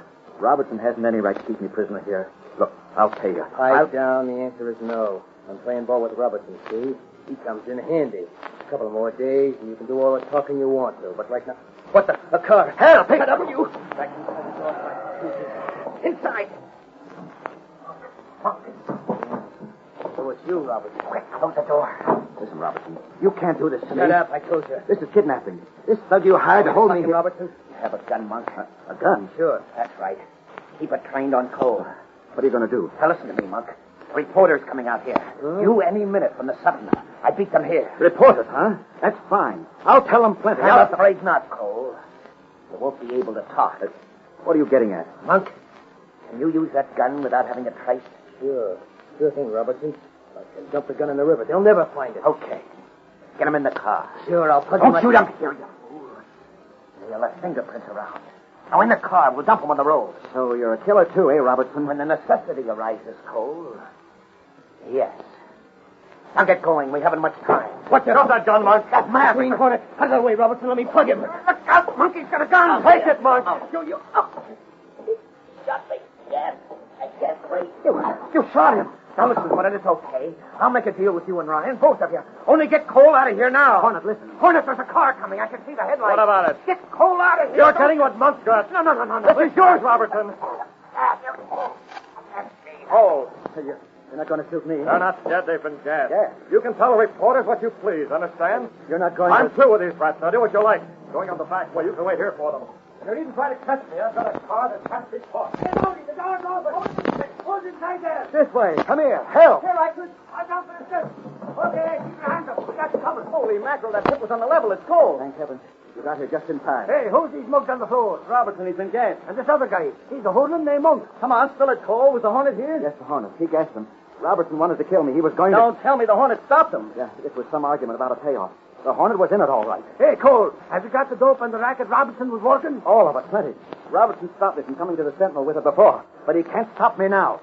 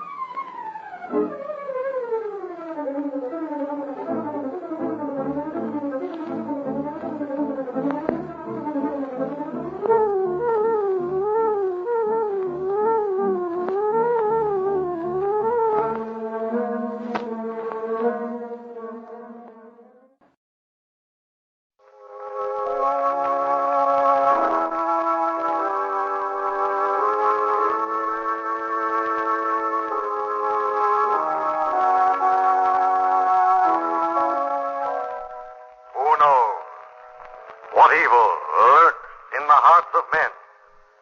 The Shadow knows.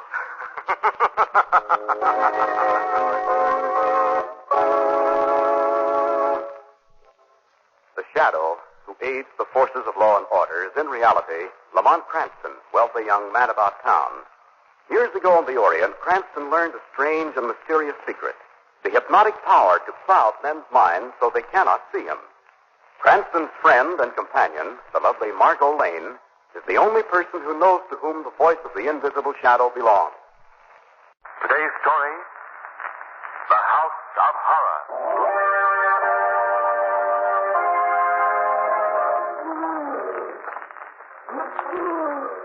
This is the Gorilla House here. Yeah.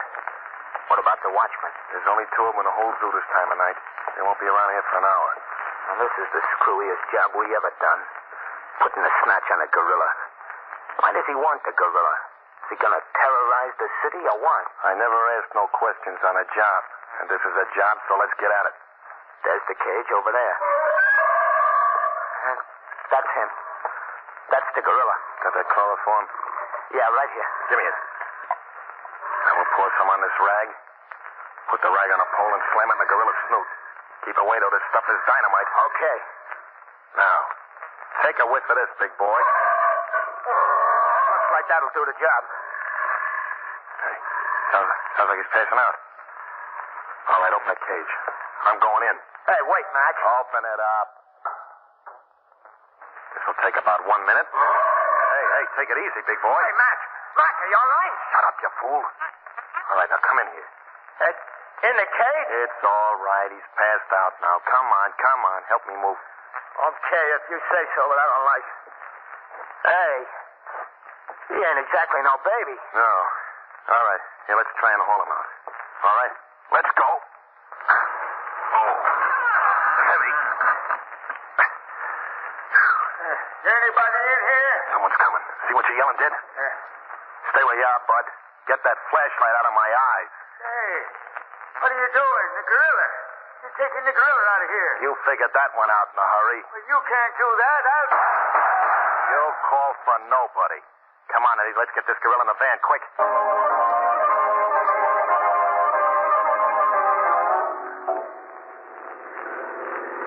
Then, Margot, according to the version I read, the men were seen hauling the gorilla to a truck. That's how they made their getaway. And what about the keeper in the zoo that discovered them, Lamont? Dead when they found him. 2 bullet holes through the head. Oh, no. Excuse me, but could I protrude myself into the conversation? Could I, hey? Why, certainly, Shrevey. This is your cab. What's on your mind? Well, about this here now case of the missing gorilla. Yeah? Well, just this morning I'm talking it over with my friend and acquaintance of whom you have heard me talk. Big Charlie Hay. And what did your friend and acquaintance, Big Charlie Hay, have to say? Well, he's no more than most of us about what could have happened on account of he knows the fellow who owns the monkey. Oh, that's very interesting. We're getting warm, Lamont. Yeah, that's what I was thinking. Them darn pedestrians. Well, where am I? Well, Big Charlie is knowing a fellow who owned a monkey. Correct. Now, according to Big Charlie, he says it's according to the fellow who owns the monkey, this here now gorilla, who was just an overgrown monkey after all, maybe just broke out of the zoo all by himself. Oh, this is Big Charlie's theory? Yeah. He says the monkey fella says that all that makes us born wanderers, so Big Charlie figures that this here gorilla got sick of the zoo and opened the cage in Scranton. Oh, you mean the gorilla drove the truck away, huh? Well, he could have had a Confederate. Oh, Shrevey, how does Big Charlie explain the keeper being shot and killed? Well, to tell you the truth, Miss Lane, that stumps him. He never heard of a gorilla carrying no gun. No, not without a permit. Oh, not without a permit. Hey, you're kidding me. Well, Shrevey, I'm afraid that your friend Big Charlie's barking up the wrong tree this time. Yeah, he's just a dreamer, I guess. Oh, Shrevey, will you stop here, please? Sure. Hey, what's the idea, Margot? I thought I was taking you to the country for lunch. Well, you're taking me to lunch, Lamont, but not to the country. Oh, now, wait a minute. Not this place. Why not? I hate tea rooms, Margot. Especially one that's called Ye Oldie and Quainty Gypsy Tea Room. Oh, but Lamont, they tell wonderful fortunes in there. I don't care, Margot. This is one time I'm going to be firm. I definitely and absolutely am not going into that tea room. More tea, Lamont. Huh? Oh, no, thanks. Lamont, you're not paying any attention to what I'm saying. I'm sorry, Margot. I've been doing some unconscious eavesdropping. What do you mean? There's a very interesting fortune being told in the next booth. By the cards that you have lost something. Is this not true, me? Yes, I have. A piece of jewelry. Of course. It was in the form of... It was a necklace.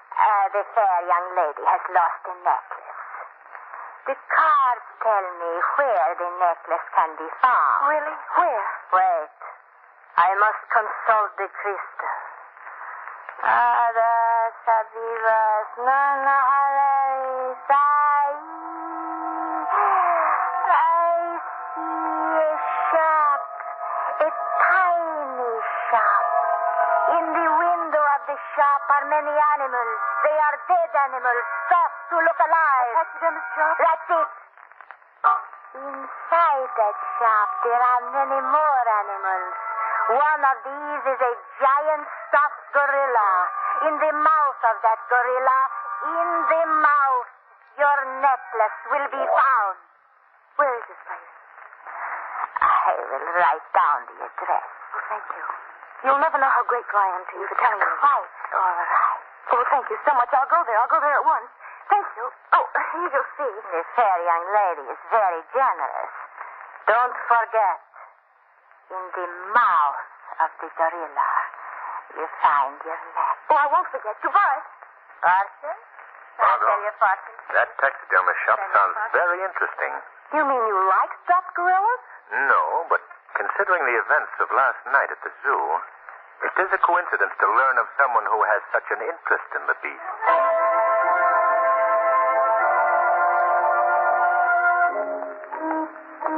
Oh, this must be the shop. Stuffed animals in the window. Oh, yes, this must be it. Hello? Hello? Is there anyone here? Oh, what an eerie place. The animals almost look alive. Well, I'll have to try again. Is there anyone in the shop? I don't see any gorilla. Oh, might as well. Oh, wait. Yes, there it is. There's the gorilla. Oh, you're an ugly beast. Well, might as well give this thing a try. In the mouth of the gorilla, I'll find the necklace. Well, open up, Mr. Gorilla, and let me...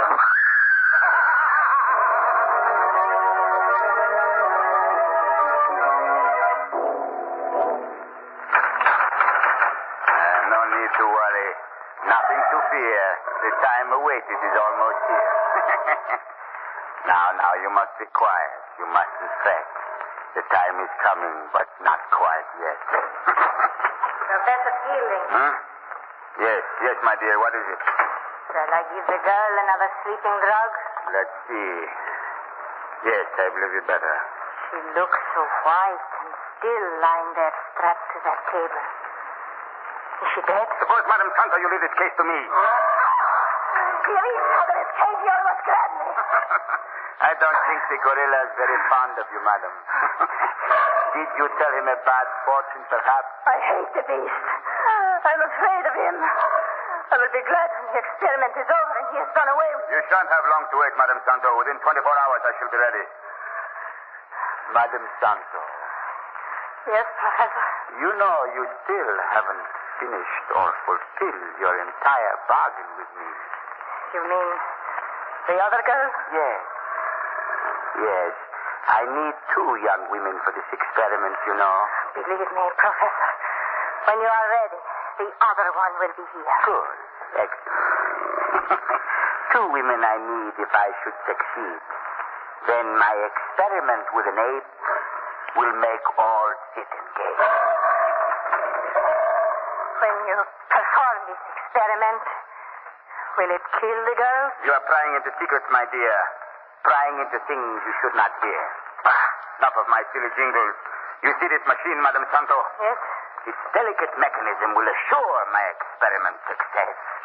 Of course, the young woman will live. I have but to turn the switch so, and the work will be done. But will the young women be normal again? To all appearances, yes. But appearances are deceiving, my dear. These women will be possessed of a superhuman strength and cunning.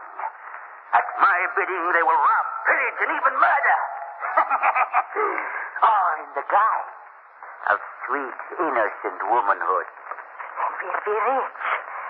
With them working for us, we will have a fortune. Not only a fortune, Madam Santo. If the experiment turns out as I believe it will, we'll perform many hundreds of human transformations. Who knows? Perhaps, I say, we might even rule the world.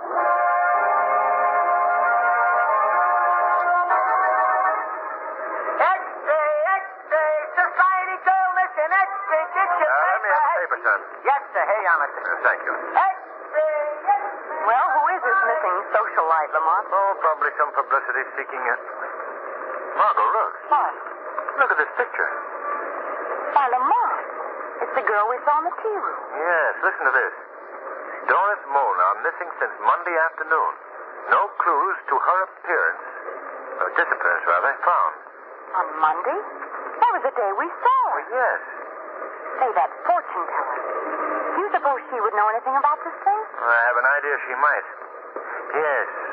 Yes, I think it would be very worthwhile paying a call on her as the Shadow.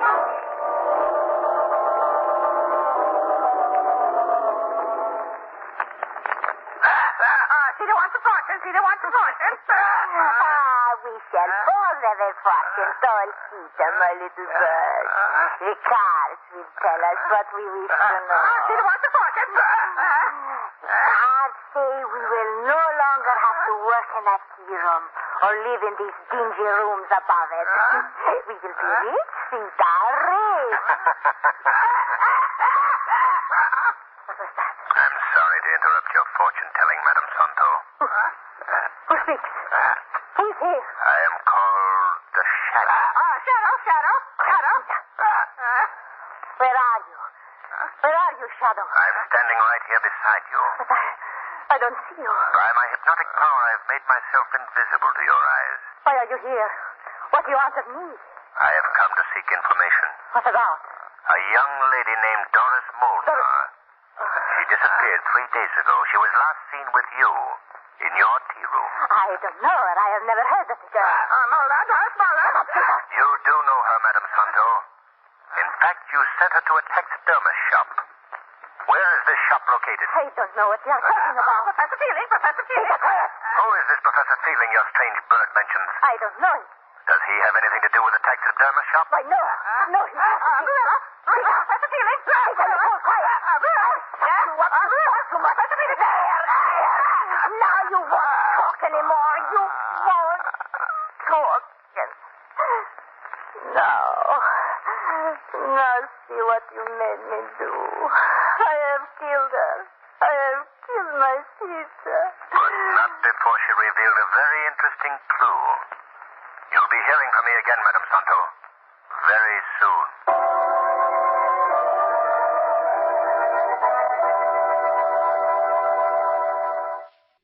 Now, Margot, you know what you're to do? Yes. I'll tell the fortune teller that I've lost a ring. And then we'll see if she directs me to the taxidermist shop just as she did Doris Molnar. That's it. And be sure to get the address. Oh, here she comes now. I better finish my tea and get ready to go. Your fortune? But, your fortune told me? Why, yes. Yes, I would like to have my fortune told. Good. But the gentleman, you want him to listen? Well, I was just leaving. See you tomorrow, Margot. Righto, call me, won't you? Yes, I will. Well, here we are. Yes, here we are. That man, your fiancé, perhaps? Oh, no. He's just an acquaintance. Cut the cards, please. And make your wish. All right. There you are. And do try to make the wish come true. Ah, a young lady in love. Oh, no. No, it's not that at all. Well, it's something I've lost. I see. Then we shall not need the cards. The crystal is for things that are lost. Now, was it jewelry that is missing? Yes, that's right. It's a ring. I consult the crystal. Savivas, Nana Sai. I see a street down by the riverfront. On that street is a tiny shop. In the window of the shop are many animals. They are dead animals, stopped to look alive. Yes, go on. Inside that shop, there are many more animals. One of these is a giant stuffed gorilla. Yes? In the mouth of that gorilla, your ring will be found. Oh, are you sure? The crystal never lies. You will go to the shop? Yes, of course. The crystal shows that time is very precious. If you want your ring, you must go for it right away. This very night.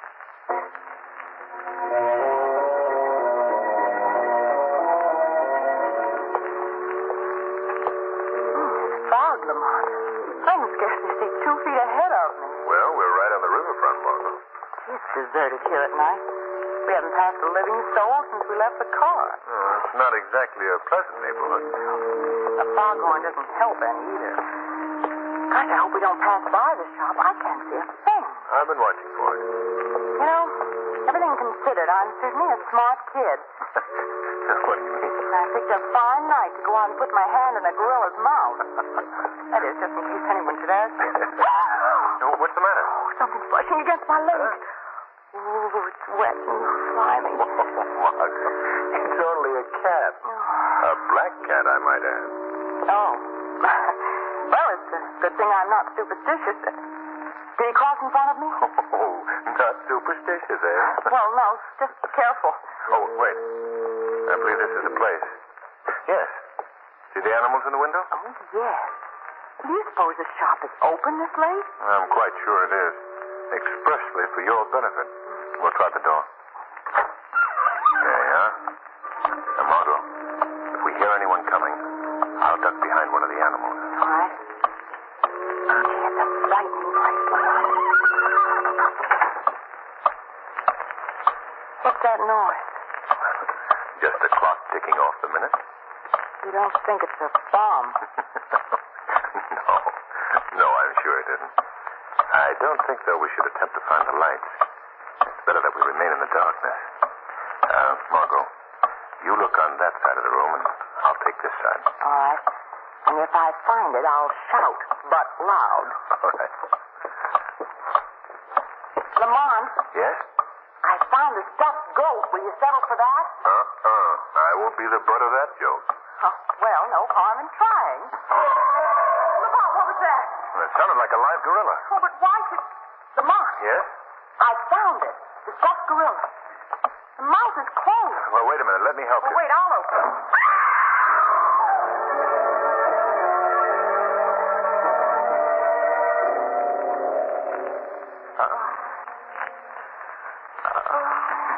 You must be quiet, young lady. The time is now at hand when we shall all travel to the promised land. So you're becoming impatient too, eh, big boy? Soon, oh so soon, you'll know the supreme joy. The machine is almost ready, but we must be steady. I must. Yes, my dear. The other young lady has arrived. Good. Bring her in, Madame Santo. Yes, sir. Now we are all set. The finest we are about to do.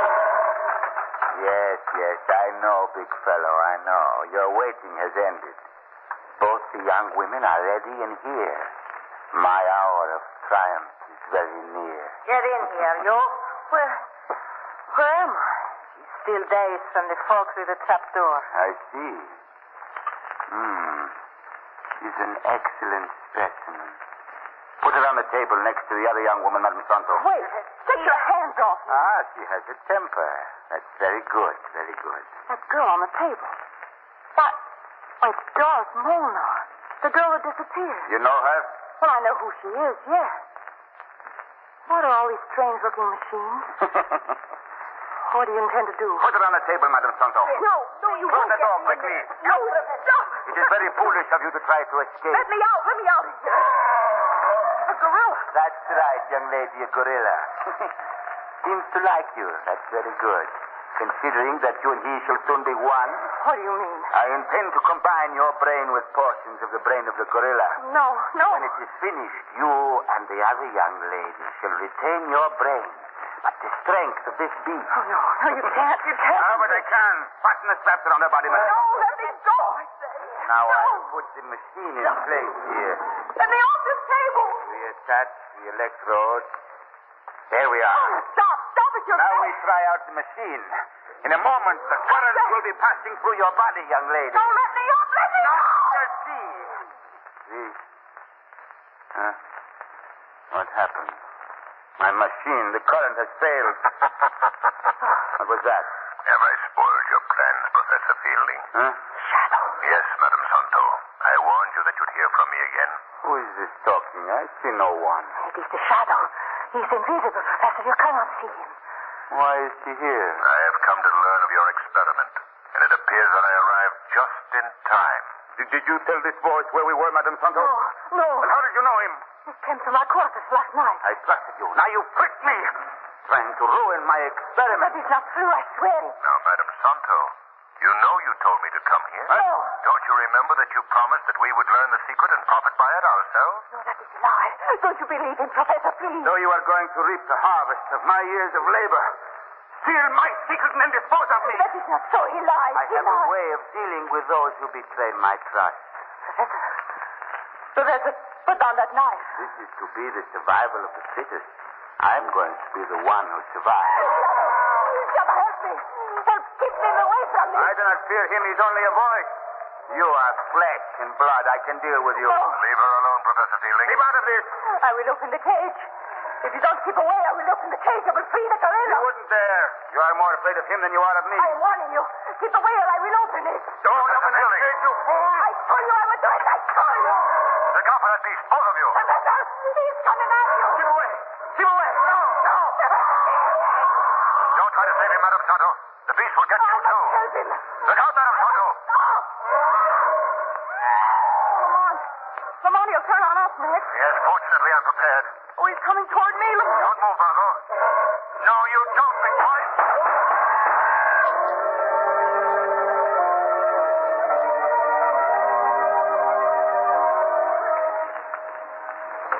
Lamont, I just spoke to Doris Molnar on the phone. She's feeling much better. Fortunately, she doesn't remember any of the gory details of the gorilla killing Madame Santo and Professor Fielding. That drug that they'd given her saved her that unpleasant memory. Good. Well, I went to the shop with the police this morning. You'll be happy to learn that Commissioner Weston ordered that infernal machine of Fielding is destroyed. Oh, I hope they destroy the whole shop. I don't want to see any more animals for the next few weeks. In fact, right now, I'd even hesitate to look at a stuffed chicken.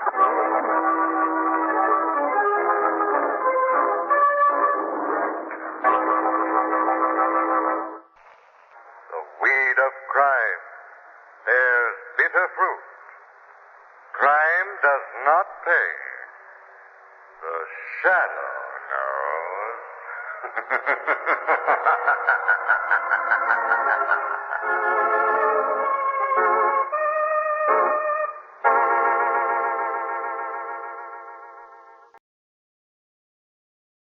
The Green Hornet.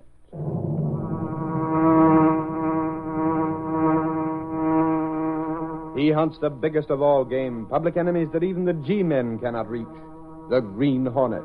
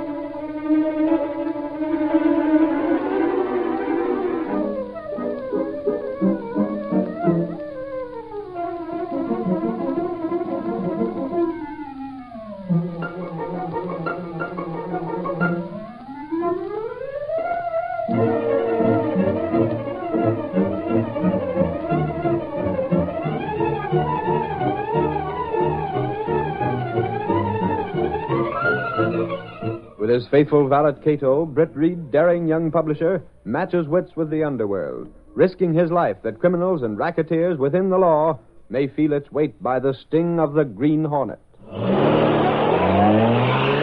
Ride with Britt Reed as he races toward another thrilling adventure. The Green Hornet strikes again. Hurry, Cato. We're about to smash the numbers racket.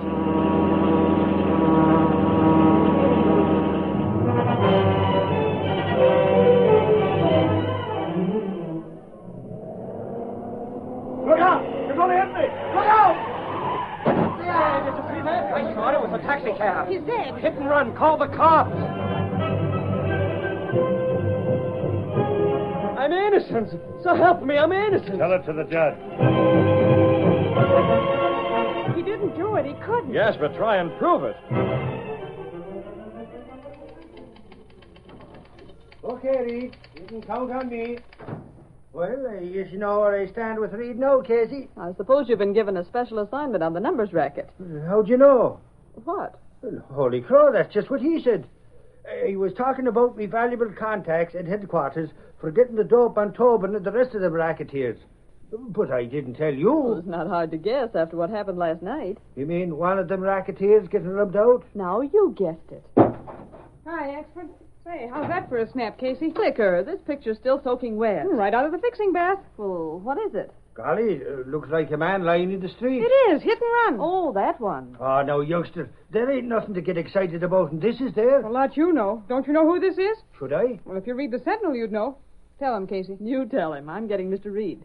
It's Dutcher, or it was Dutcher before he stepped in front of a car. Holy cow! Dutcher, the numbers racketeer. Yes, Miss Case. Clicker Binny, Mr. Reed. She has a picture of Dutcher. The hit and run? Looks like front page, Mr. Reed. Shall I send her in? Yes, by all means, right now. The inner sanctum, Clicker. What does that mean? It means Mr. Reed wants me. Give me a dictionary, Casey. I think she was lying. Clicker? What about? That there word, sanctum. Golly, it reads in an office, not a sanctum. Good grief, Michael. That's an expression. Oh. Inner sanctum. It means the... How do you do, Miss Case? So helping me, you're looking like bitches in a cream. Well, Patsy. Who let you in, you little blister? I come in to show the lady my new sooty. How do you like, huh? Ain't I a connoisseur for snippy clothes? Some kind of sword. Oh, it is pretty elegant, Patsy. Elegant is putting it mild. It's a wow. Wow is right. Why, it dazzles me. Yeah. I thought these green and red checks would knock your eyes out. Suffering snakes. Wait a minute. You're not doubting my word. So that's a new suit, huh? That's right, pal. Fresh from the hangers. Isn't it perhaps a trifle too fresh? Yeah, just to feel the goods. Feel. Patsy Petruccelli don't fool around with burlap.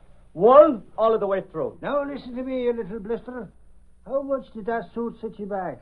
Cost me half a C note. A C? Ain't it sad how she don't know her pronunciations in English? C means 100. $50 is half of C. Where'd you get the dough for that? Oh, it's not hard. Holy crow, last night in your taxi cab you was pulling a sob story about how bad business was. Sure, that was last night. You didn't win no lucky number? So help me. For a pal, you talk like an enemy. Maybe you two would like a boxing ring and a set of boxing gloves. Not expert than me. We're pals. 2 of the 3 musketeers. They told me I'd find a cab driver named Petruccelli here. The cops? You, Petruccelli? Golly, I hope you've been parking near a fire plug. That's a lie. I pull up 8 feet from the fire plug. What do you want him for, officer, if it's him you want? He's the guy. His mug's on the card downstairs in the cab. Listen, you can't pen a ticket on me. I know the commissioner. Fine. He'd like to see you anyway. Me? Was you driving your hack last night? Sure, that's my job. Heckin'. Out late? So, it's Inquisition, huh? The 3rd degree. Oh, Patsy, don't be silly. Answer him. I've work to do here. Sure, Casey's right. Go on, you little half-pint. Tell him. He's an officer of the law. Just what time did you finish the day? Me? Well, it was 1 o'clock in the morning. That's all I want to know. Hey, the bracelet. Holy crow, I ain't never heard of handcuffs for parking. This isn't a parking ticket. There must be some mistake, officer. What's the charge? The charge. Lady, it's manslaughter. Golly. What? He pulled a hit and run with his cab. So help me, I'm innocent. Your cab was seen last night. There's been a checkout for it since the killing. But good grief, officer, it can't Who be... was it he hit? It's in the papers. A guy named Dutcher. Dutcher? Why, he's the numbers racketeer. That's right. One of Tobin's boys. But his being a rat don't make no difference. It's still manslaughter. Suffering snakes, you little blister. You're a bum loser. Just because you can't hit to win a number, do you have to run over the guy? I tell you, I didn't do it, so help me. I'm a flabbergasted. There must be some mistake, officer. Why, he wouldn't hurt a fly. I tell you, I wasn't driving my cab last night. It was somebody else. Never mind that. You just said you was driving, in front of witnesses, too. Golly, that's right, Patsy. Me and Casey heard you. Come on down to Station House. So help me, I've been framed. I've been hooked. Keep your chin up. We'll get you out. Out. Holy gee. Alcatraz, here I come. Well, good grief. Do you think he did it, Axford? Holy crow, how do I know, Casey? Miss Case, Axford, what was the row? I could hardly hear Mr. Reed talking inside. Golly, Reed, you got to help the little fella. They're taking him to headquarters. Headquarters? Oh, what happened? Gosh, Mr. Reed, it's Potsy. He's been charged with a hit-and-run crime. Potsy, the cab driver? Who do they claim he hit? That fella last night, the numbers racketeer. Gosh, Mr. Reed, Ducher. That sounds incredible. If anyone bumped off that mobster, it was racketeers, his own type of rat. Apparently, the police have proof, Mr. Reed. That's that blasted numbers racket. I told the little blister to lay off the numbers. The numbers racket, eh? Get down to headquarters, Axford. Bail him out and bring him back here.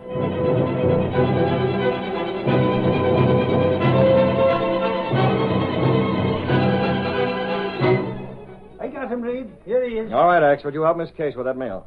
Don't you want my expert help? Yes, out with Miss Case.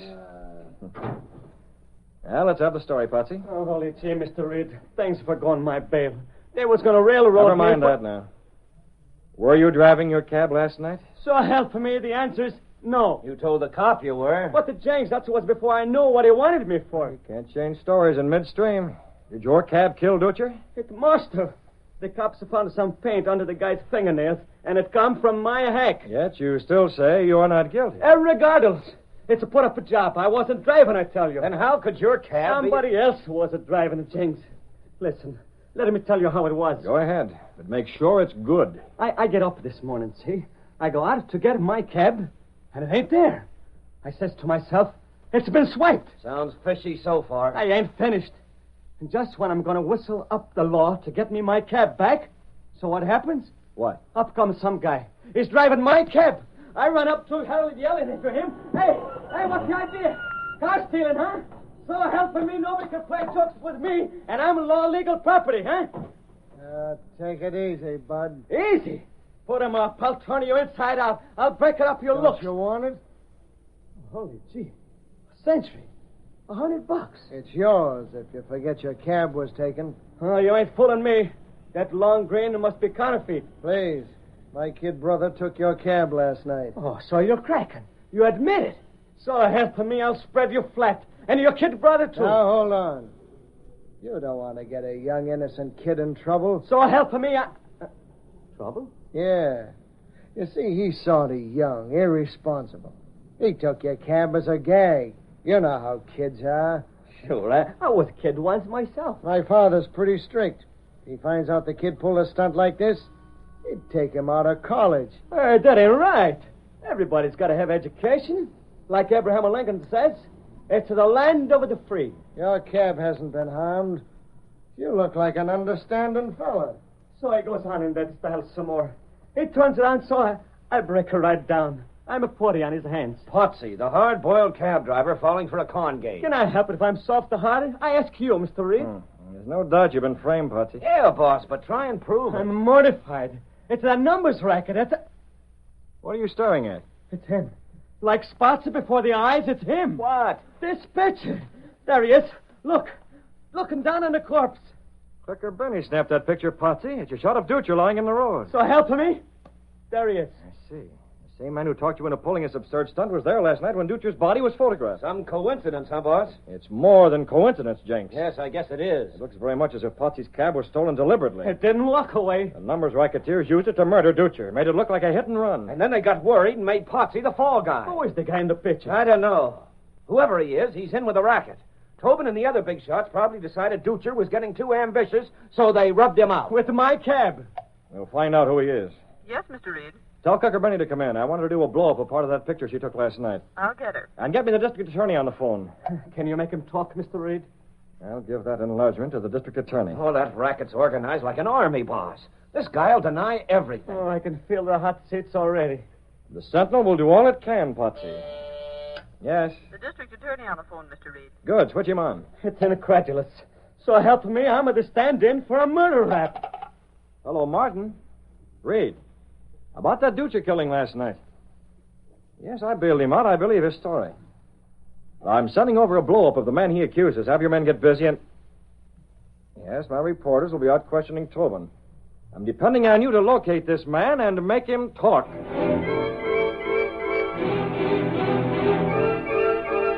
Okay. This is your picture. How about it? Is it a crime to look at a hit-run victim? That cab driver says you brought his cab back in the morning. Me? You're mistaken. I never even heard of that cab driver. It's no use, Mr. Reed. Jenks asked Tobin. Plenty, boss. Looks like Potsy's due for a one-way trip. All Tobin does is laugh. It's a pipe. You pull that frame up smooth as silk, Carp. Thanks, Tobin. I figured that cabbie would make a good fall guy. Yeah. Ducey was getting too big for his shoes. Had to show him who was boss of this racket. He can't get no ideas where he is now. Just one angle, Carp. Yeah? The rest of the boys are going to stay in line after they've seen what happened to Ducher. We got to keep them in line. Don't worry, Tobin. You're the boss. The numbers racket's all yours. Now, hold it a second. Yeah? Tobin, you killed Ducey. What the... Who is this? You're not getting away with it. Who is it? Don't know. Some guy putting the pressure on. Who's talking? You made a mistake, Tobin. Who are you? Have you ever heard of the Green Hornet? The Green Hornet? Holy smoke. Yeah. He wasn't a pal of Ducher's. Ducher had friends. Now, listen, Hornet. I didn't rub Ducher out. He was my pal. He worked for me. Bossed the policy runners. It was a hit and run. Numbers racket's too big for you, Tobin. Somebody's gonna cut you down. Now, wait a minute, Hornet. You ain't muscling in on me. You had your warning. You was afraid, Miss Britt? It wasn't hard to plant the impression that the Green Hornet was a friend of Ducher's. Tobin will be worried. Now, it's up to us to keep him in that same frame of mind. I understand, Miss Britt. So far, the police have been unable to pin the numbers racket directly on Tobin. But it's known. Cato, this racket is so widespread it's hard to get proof. That puts it squarely up to us. I see. If Potsy can be cleared of this manslaughter charge by getting the real killers to confess, it'll reach right to the heart of the numbers racket. That is true. Get the Green Hornet mask and the gun, Cato. We're going out to prove that Potsy was nothing but an innocent stooge for a hit-and-run murderer. The Black Beauty is ready, Cato. Yes, sir. Potsy's taxicab is impounded in the garage as evidence. We're going to see that car. But, Miss Britt, the police... That's exactly it, Cato. The police guard his life because they don't think anyone would dare such a thing. But they haven't counted on the Green Hornet.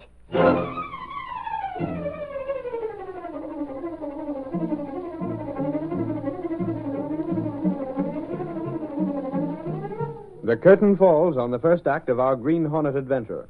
Before the next exciting scenes, please permit us to pause for just a moment.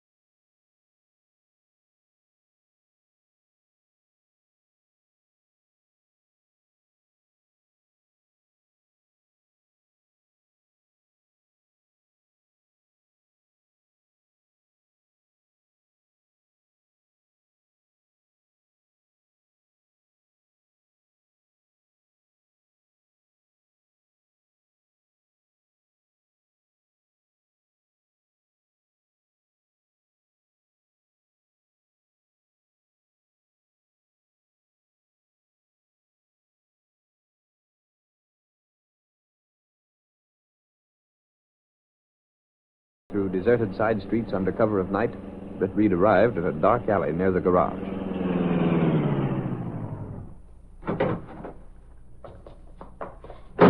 Got your mask on, Cato? Yes, sir. Here's the garage where Potsy's cab is kept. Keep your gun handy.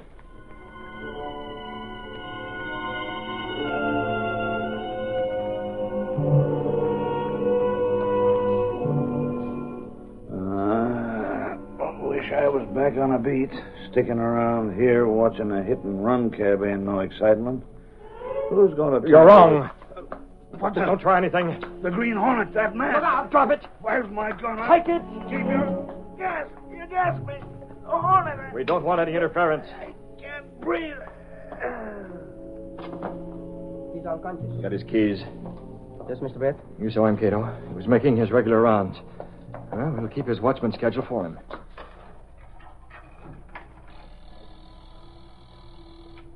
Yeah. That gives us an hour before the next signal must be turned in. Is that enough, Mr. Reed? Won't take half that long. How soon will he recover from the gas? Very soon. 30 minutes. That's plenty for our purpose.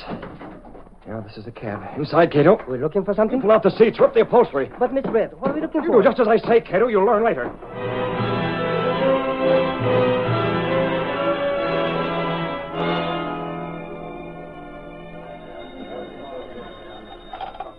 Jenkins, flagging.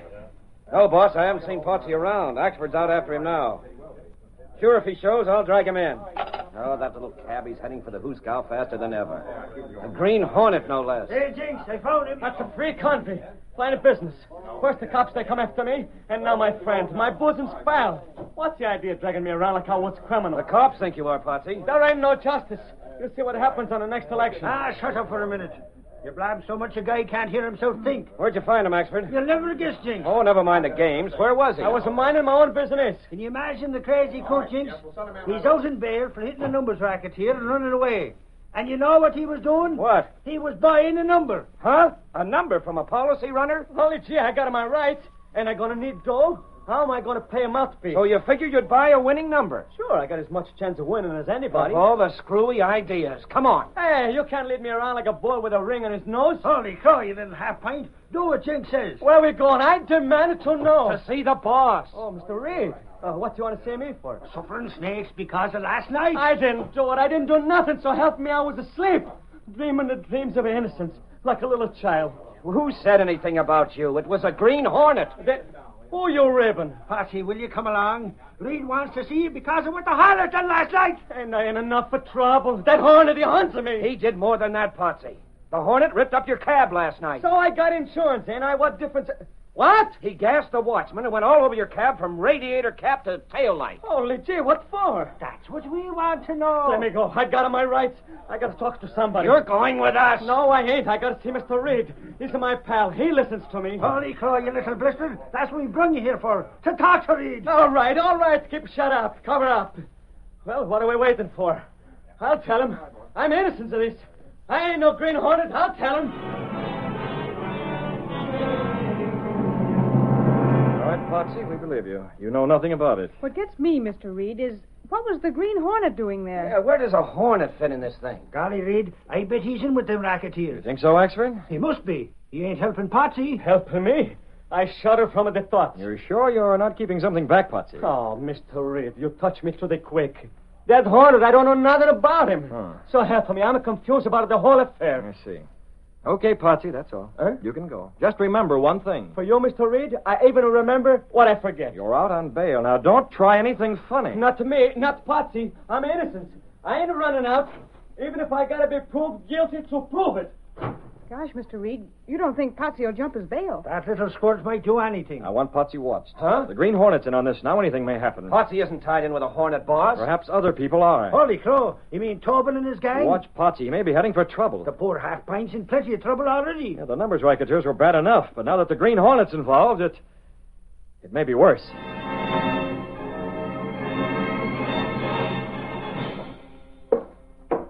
Will you sit down, Carp?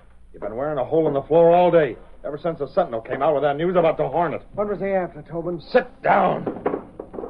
Yeah, that's better. Now listen. If you got an angle... Use your head, Carp. That Hornet guy wasn't fooling last night. You're gonna let him muscle in? You were driving that cab. What did you leave in it? I told you... You must have left something. I didn't. I checked everything. My wallet, keys. There ain't nothing missing. Why was a Hornet there, then? Search me. That cab was as clean as a whistle. The cops went over it. Not as thoroughly as I did, Carp. What the... Mast! The Hornet. Leave that door alone, Tobin. Nobody pulls a gun while the Hornet's around except me. A gun? How did you get in here? I didn't... Through the door. You were too busy worrying. What did you find in that cab? What cab? Don't stall Shut us. up, Carp. Tobin can do all the talking. I didn't said like shut that. up. The Green Hornet doesn't talk to anyone but the big shot. Listen, Hornet. We know you got something. Do you? You ain't out for peanuts. I'm out for your racket, Tobin. You grabbed off some evidence, huh? If I have something on you, I can go to the police with it. Carp, I knew you was a sap. You left something in that cab when you sliced down Dutcher, and the Hornet found it. You don't like competition, do you, Tobin? Listen, Hornet. You got the pressure on, so I'll play ball. You will. I didn't know Dutcher was a pal of yours, honest. There are a lot of things you don't know. Yeah. You ain't sore? About Dutcher? No. Okay. You say you want to cut in the take? Keep talking, Tobin. Hand over what you lifted from that cab, and we can talk split. I have nothing with me. You didn't bring it? Where is it? Where you got What it? time is it? It's 11 We'll o'clock. talk business in an hour. What's the matter with right now? Now? If you want to. Don't be a sap, Tobin. Huh? How do we know this guy ain't pulling a bluff? What are you driving at? Ain't showed us nothing yet. He's got evidence. Let him bring it out. Then we can talk. I see why Carp is your right-hand man, Tobin. He's, smart. Okay, Hornet. When and where? Wherever you say. What's the matter with here? Here? Nothing. Okay, here.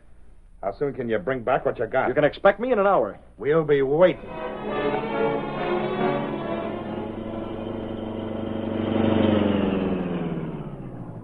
Just the place, Mr. Brett? Potsy lives here, Cato. Axford and Jenks are here with him. Possibly Miss Benny, too. What for, Mr. Brett? I told him to watch Potsy. Wait here, Cato. Mr. Brett, they know you. I'm not going inside their door. You see this? A piece of paper. I took it off Tobin's desk while I was talking to him before. I'm going to leave this where Jenks or Axford can see it. Now? Potsy is under a manslaughter charge. There's a policeman standing guard over him. He's the one I want to take with me. I better go with you. No, Cato, you stay here with the Black Beauty. I can handle this myself.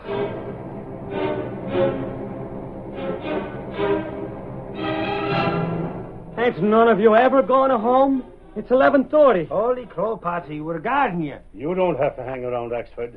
I'm keeping my eye on him. You're valuable, Potsy. After all, the boss doesn't want to lose that bail he put up for you. I'm mortified. I don't even trust myself no more. That's what Mr. Reed is afraid of. Oh, go on home, babe. You're losing your beauty sleep. Quiet, you little squirrel. That ain't no way to talk to a lady. Why, Axford, what chivalry? Relax, Potsy. The Sentinel is safeguarding you. And the police, too, after that Green Hornet business last night. All right, you can stay. Sure, But you ain't no pal of mine. Outside. Listen, guy. Never mind the compliments. If you're guarding me, you can do it from outside. Okay. The air's fresher anyhow. Why don't they jam that little who's this in the jug? Seen more fuss about this hit-and-run job. Don't move. Who the deuce? We're going down the hall. Let go. Who are you? The Hornet. Come on, if I have to carry you. Come on, now. You guys. You. What happened? It was out here. Holy crow, he's gone. Hey, what's this? I found it on the floor. Give me clicker. Holy mackerel, it's a piece of stationery with Tobin's name on it. Tobin, you mean that racketeer took the cop? All I gotta say is I hope he keeps him. A free country and him outside my door. It serves him right, so help me. But why? Holy crow, listen to that. It's the Green Hornet. I'm a delirious. What's going on? We are. We're going after him. Sure, Jenks, but where? You need a diagram, clicker? This piece of paper. Oh, you mean Tobin's place. Golly, we better hurry. That haunted car moves awful fast. So will we. And the cops, too. Where's your phone, Potsy? Me? I used the one in the drugstore. Well, let's go. If the Green Hornet's heading for Tobin's place, I want to be there. With the cops.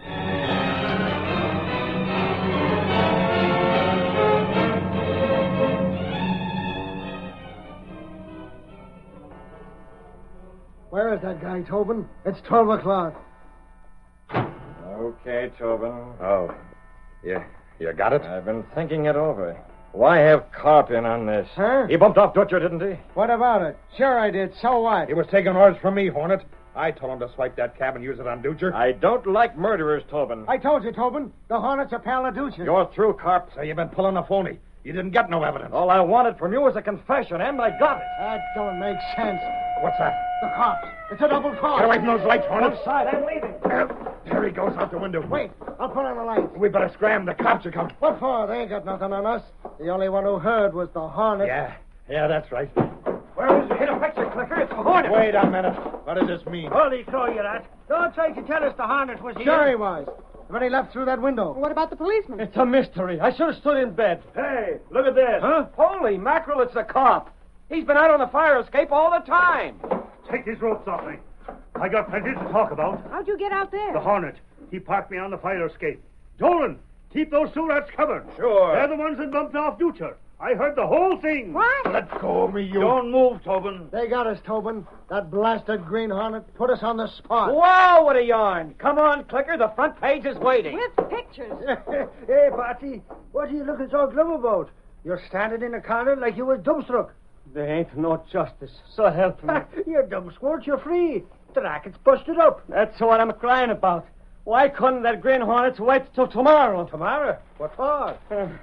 Hard luck, Patsy. That's me. Look at that paper. That's the number. The winning number. And you know who's holding that number? Holy crow. You got the winning number? You, Patsy? So help me, I'm mortified. It's a disaster. I get the winning ticket, and what happens? Before I can collect, that Green Hornet busts the racket wide open. Give me your handkerchief. I'm going to start crying out loud.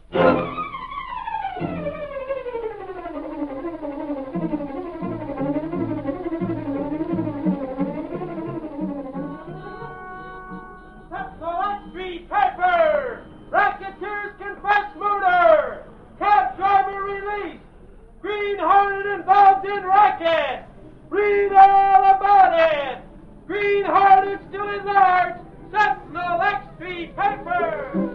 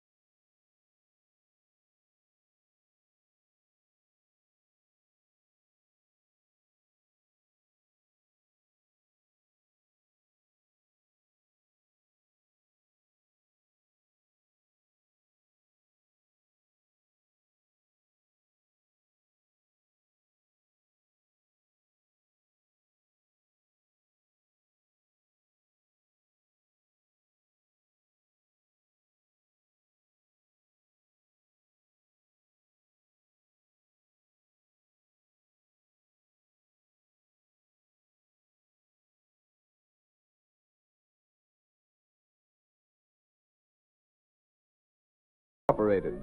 The situations and characters depicted in this drama are fictitious. Any similarity to actual persons or events of the past or present is coincidental.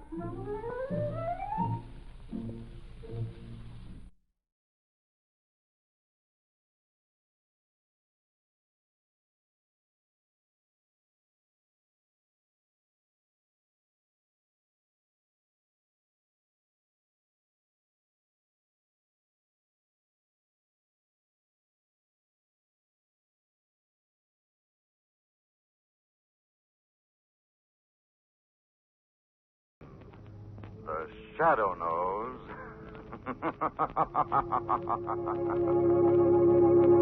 Blue Coal presents one of radio's most famous features, The Shadow. The story of the mystery man who strikes terror into the very hearts of shopsters, lawbreakers, and criminals. Today we present The Shadow in one of his most remarkable adventures. A modern mystery of science and crime, The Phantom Voice.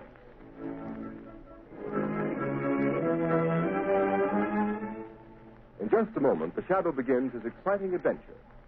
Meanwhile, I'd like to tell you how you can safeguard the health and comfort of your family during these dangerous winter months. Burn Blue Coal. It gives you safe, uniform, healthful heat all winter long. And for valuable heating information that will save you real money regardless of the fuel you're using, send tonight for John Barclay's free 24-page book, How to Reduce the Cost of Heating Your Home. Address a postcard to Blue Coal, 120 Broadway, New York City, or to Blue Coal in care of this station. Don't miss out by delaying.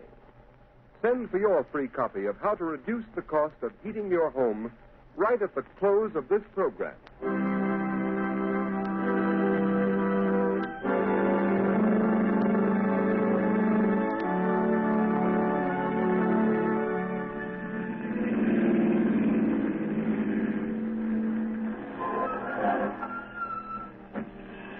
Here we are. Here we are, Margot. Let me help you on. All right. Thank you, Lamont. This way, Margot. Lamont Cranston, where on earth are you taking me? We're on our way to the criminal court, Margot. The criminal court? Oh, a murder trial. This isn't a murder trial. Unless I'm badly mistaken, we're going to witness an assassination. What? An assassination. The assassination of the character and reputation of one of the most outstanding public men in America today. Oh, you mean Senator Durham? Yes. Say, I've been reading about his trial in the papers. They've certainly unearthed plenty of evidence that he accepted that bribe. Well, unless I've made a mistake in character analysis, that evidence is forged. Durham is more than a political figure, Margot. He's a statesman. He has an independent income. He's devoted his life to unselfish public service. Oh, he's a very wealthy man. Yes, Margot. Senator Durham has given away 10 times the amount of money he's accused of taking as a bribe. Well, if that's true, Lamont, the whole thing doesn't make sense. Why should a man like that take a 15-year prison term for taking a bribe he didn't need? That's the point that worries me. Incidentally, didn't I see that the prosecution expects to spring a surprise bit of evidence today? Exactly. That's why we're here.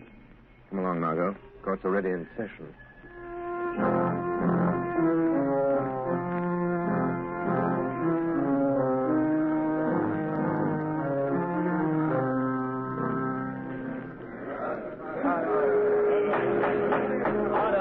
Order in the court. One more such outburst on the part of the spectators at this trial, and I shall order the courtroom cleared. Proceed, Mr. Defense Attorney. Your Honor, I have stated the case for my client. I have shown that by his record, it would have been impossible for him to act as the prosecution claims he has acted. And I have yet to see any proof that Senator Durham has committed any crime. I will now call Senator Durham himself to the stand to deny these lies in person. Senator Durham to the stand. Here I am. You swear to tell the truth, the whole truth, and nothing but the truth, so help you God? I do. Proceed with the examination. Senator, you have heard the prosecution's accusations that you did at some time during last December accept a bribe from the late Mario Rinaldi. Yes. What is your answer? I never accepted a bribe from anyone. My answer is that the whole thing is a pack of lies. Order in the court. Your witness, Senator Durham. Do you deny that on the 16th of December last, you received a visit from the late Mario Rinaldi in your room at the Maximilian Hotel? Why, no. He came to see me, and Confine yourself to specific answers. Gentlemen of the jury, the defense has made much of the senator's long and seemingly illustrious career of public service. They would have you believe that, like Caesar's wife, the defendant, Senator Durham, is above suspicion. They've paraded witnesses to the stand who've told you of his philanthropies, of his unselfish devotion to public service, of his blameless personal life in the past. That we do not contest, refute, nor deny. But unfortunately for Senator Durham, he is not being tried for his past. We, the prosecution, need but one more bit of evidence to complete our case. We have that evidence. Order in the court. I beg leave to show the jury a soundtrack motion picture of a meeting between the defendant and the late Mario Rinaldi, whose bribe of $50,000 paid to the defendant is the basis upon which this case was brought to trial. Order in the court. Has this motion picture a direct bearing on this case, Mr. Prosecutor? It has, Your Honor. Has the counsel for the defense any objection to the introduction of this type of evidence without due notice? Senator Durham has nothing whatever to fear from the introduction of any authentic motion picture record of any meeting of Mario Rinaldi and himself, even though the picture was made without the senator's knowledge. Very well. The projection equipment is in the courtroom. Will you order the shades drawn and the lights extinguished? Court attendants will please draw the shades. Again, I caution the spectators against any outbursts of any kind. Furthermore, no one will be allowed to leave the court until the introduction of this evidence is complete. You may proceed, Mr. Prosecutor. With the court's permission, we will place the screen in full view of the jury. Your Honor. Counsel for the defense has a question. For the sake of the record, will the prosecution state at whose request this motion picture was made? It was made at the request of Anthony Vogel, an attorney of this city. For what reason? As a citizen interested in public welfare. Very well. Now, if the attendant will turn out the lights. Order. Silence in the court. The prosecution will submit affidavits to prove that this is an authentic film record of a meeting between Senator Durham and Mario Rinaldi on the evening of December 16th. You may turn on the machine. Yes, sir. Yes? Come in. Oh, hello, Rinaldi. I've been expecting you. Look here, Senator Durham. Why haven't I got a contract award on that Buster Street building? The money's been appropriated. You said you'd use your influence if we fixed you up. Of course. Rinaldi, I told you you'd get that contract. For a consideration. If you didn't send me my present of $50,000 for swinging it your way, so naturally I... Oh, so that's it. You want to be paid off first, huh?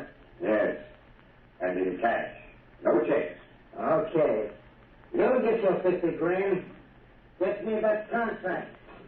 I'll be back in an hour with the money. Order in the court. Order! Order in the court. That's the end of the film, gentlemen. It's a lie. A lie, I tell you. I never said that. Order in the court. Your Honor, I object. My client never had such a conversation with Mario Rinaldi. That picture is a fake. One moment. Attendants will please turn on the lights. Your Honor, allow me to remind the counsel for the defense that pictures do not lie. Your Honor, we do not deny that the meeting between Senator Durham and Mario Rinaldi did take place in the manner shown in this film, but we deny that any such conversation took place. Have you any proof of that? There are only two people who could know what went on in that room. Senator Durham and Rinaldi. And Rinaldi is dead. Do you deny the voice was the voice of the defendant? My client admits that it sounds like his voice, but it cannot be, since he never asked or received a bribe from the late Mario Rinaldi for any reason or purpose whatever. Your Honor, I ask a recess of this trial in order that the defense may have an opportunity to study this film and soundtrack. I object. I do not see how the due process of law will be impaired by a 24-hour delay. Objection overruled. Court's adjourned until 10 o'clock tomorrow morning.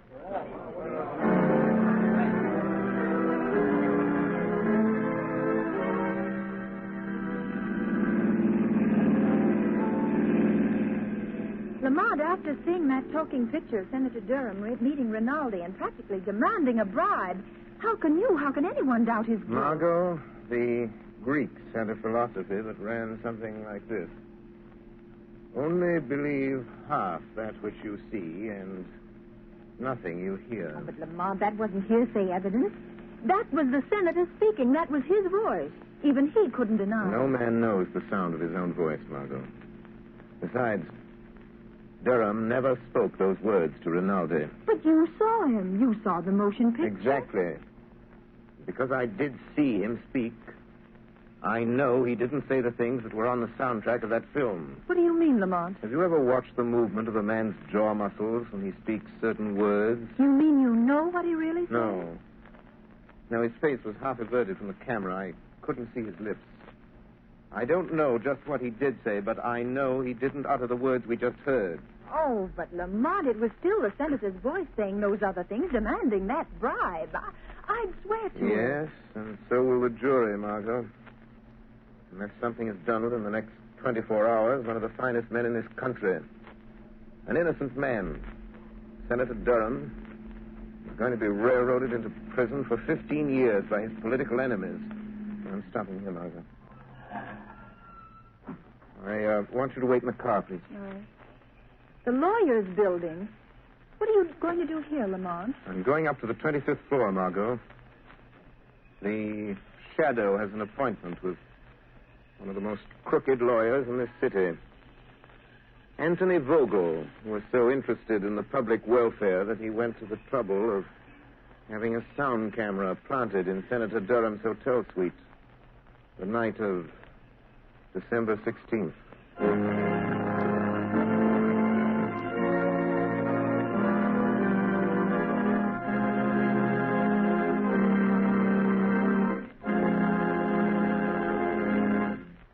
While we are waiting for the Shadow to return, I would like to ask all homeowners a question. Do you want to save money? Of course you do. And you begin real saving when you cut down on the cost of heating your home. Here's the easiest and surest way to do this. Decide now to cook and heat with blue coal. Here's why blue coal is more economical. It is prepared especially for use in the home. And blue coal is Pennsylvania anthracite, the fuel that furnaces, cooking ranges, and parlor stoves in this section of the country were especially designed to burn. It is mined by the Glen Alden Coal Company, the world's largest producer of specially prepared home fuels. And every carload of blue coal is laboratory tested for purity and size before shipment. And you can always be sure of getting this superior home fuel because it is tinted with an unmistakable blue color so that you can easily identify it at a glance. In Waverly, New York and vicinity, blue coal sales so far this winter are 27% ahead of sales for the same period a year ago. This increase in sales is because Waverly families have found out that blue coal does all I say it will do. So I urge all families throughout this region to try blue coal. Order a trial ton tomorrow. Ask for blue coal by name in any one of 4 sizes: egg, stove, chestnut, or pea. You will find the name of your nearest blue coal dealer listed in the Where to Buy It section of your classified telephone directory under the name Blue Coal.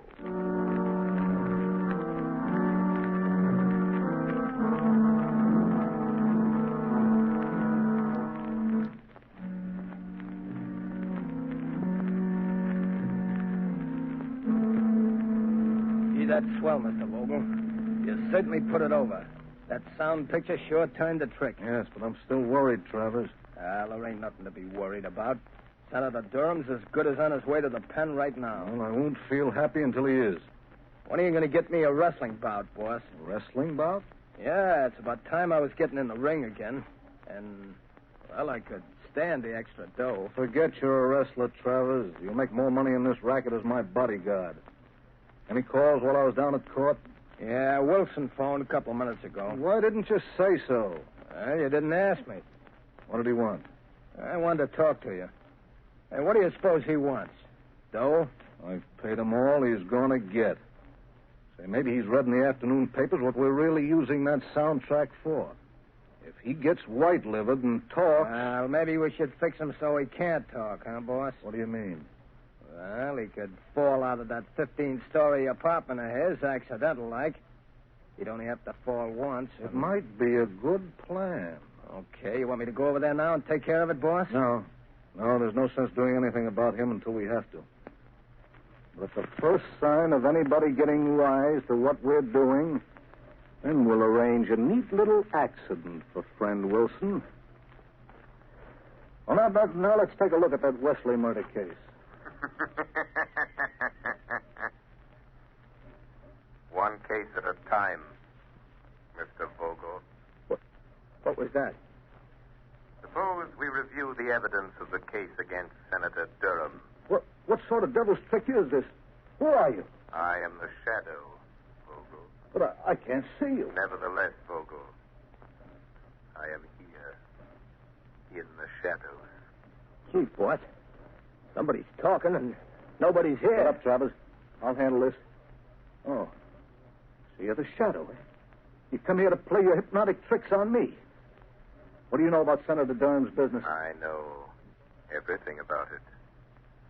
I've been listening to your interesting conversation about this Mr. Wilson. He seems to play an important part in your case against Senator Durham. Listen, Shadow, I've heard plenty about you. I don't want to fight you. How much do you want to keep out of this? Always the fixer. How much, Shadow? There isn't enough money in the world to cover up what you're trying to do, Vogel. Who is this man? Wilson. What part did he play in this scheme of yours? Oh, so you don't know. You're just trying to find out, are you, Shadow? Travers, lock the door. Okay, boss. That's locked. Melodrama won't help you, Vogel. Boss, if I could only see this guy, I could... Come on, Travers. We don't need to see him. What do you mean? Come over here. Give me your hand. Well, okay, but it don't make much sense. You'll see. All right. Stand up with me against this wall. Now, stretch out your arms. Can you touch the side wall on that side? Yeah, I can touch it. Good. I can touch it on my side. Now, walk slowly to the other end of the room and don't let your fingers leave the wall. Oh, I get it. Then the Shadow can't get past us, huh? You're quick. Now, walk forward slowly. Slow, you fool. Okay. Well, I don't feel nothing. We're almost to the end of the room, boss. Maybe he got away. No, he couldn't go through the door. It's locked. The window is locked, too. Hey, boss, I felt something. Huh? I got him. I got hold of him, boss. I can't see him, but I got him. I got the Shadow around the throat. He's a man after all. Gee, strong. Good. Kill him, Travers. Maybe he can. He's choking me. Give me your gat, boss. I'll shoot him. You don't need a gun. It'll make too much noise. He's waiting, boss. Kill him, Travers. Give him your famous stranglehold. If he doesn't let go, he'll kill me. Yes, Shadow. This is where you die. Finish him off, Travers. I've got to hurry and take care of Wilson before he gets a chance to talk.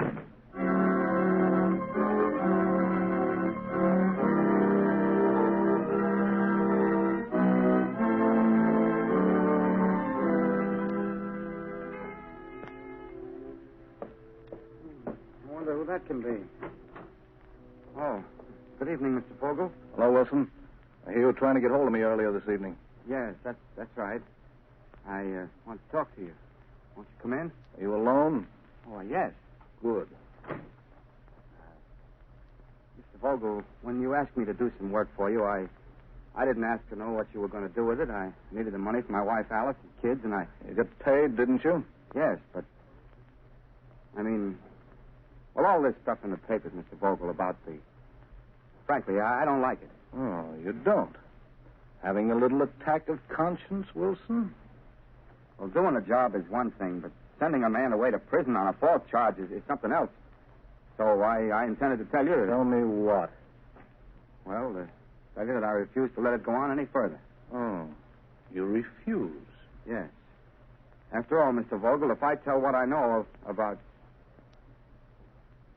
Well, what are you going to do about it? Just this. Don't move, Wilson. Put that gun down. Don't be a fool, Vogel. I'm not the fool, Wilson. No. Turn your back to me. That's right. What are you going to do? I'm going to assist at a little accident. Now, walk to that window. Wait.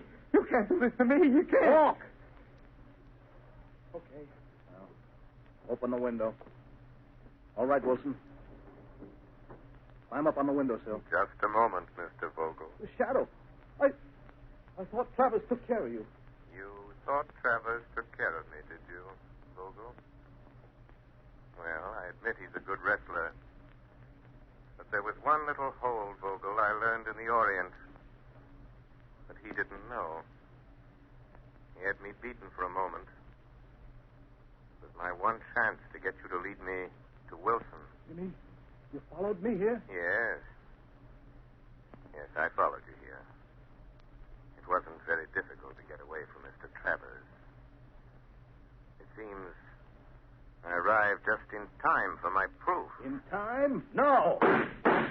There, Shadow, there's your proof lying dead on the floor. You're crazy, Vogel. You're a fool. You'll get the chair for this. I'm not as crazy as you think.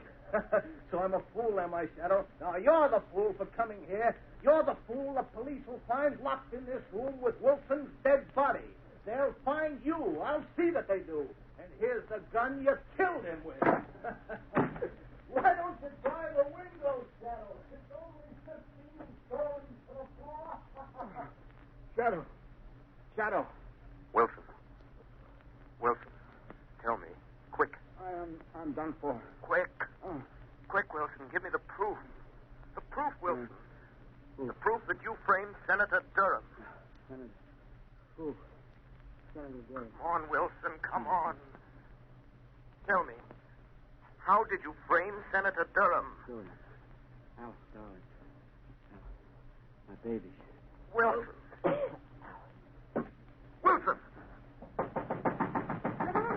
Are you all right? Unlock the door, Margot. Unlock the door. The key's on the outside. Oh, Lamont, I heard a shot and saw Vogel running out, so I couldn't wait. What happened? I hadn't been so stupid. Waited so long, but I wanted to find out their secret before I spoke. Now it's too late. Wilson is unconscious, I'm afraid. Dying. Vogel has outwitted me. After all. That's it, Vogel. Shot me. You cold blood, he shot me. I'm burned for it. Wilson, listen to me. Listen and think. Think. Tell me. How did you frame Senator Durham? Tell me that, Wilson. Tell me that, and I'll see that Vogel pays for doing this to you. Senator Durham, now I remember. I'll show you. Help me into the next room. I'll show you. I will help you. Easy now. Yeah. Easy. I'll get on the other side. Now, look. It's a recording studio. Yeah, that's right. It's my hobby. I'm an actor, impersonator by profession. An impersonator? Yes. Help me to that chair by the turntable. I impersonate people. I've imitated Senator Durham's voice dozens of times. Quick. Hand me the microphone. Turn on the switch. There, I can't hold out much longer. Here's the microphone. Just drop that needle on the wax record. Turn the switch. This is you, Wilson, speaking. I've just been shot by Anthony Vogel. He hired me to...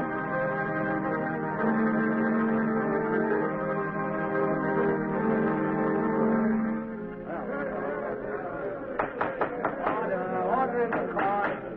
Your Honor, I move that the case against my client, Senator Durham, be dismissed. On what grounds? On the evidence contained on this record found in the apartment of the late Hugh Wilson, the radio and stage impersonator who was found shot in his apartment last night. I ask the court's permission to play it at this time. Permission granted. You may start the record now. Yes, sir. This is Hugh Wilson speaking. I've just been shot by Anthony Vogel. He hired me to impersonate the voice of Senator Durham. It's my voice on the soundtrack of the picture shown at Senator Durham's trial.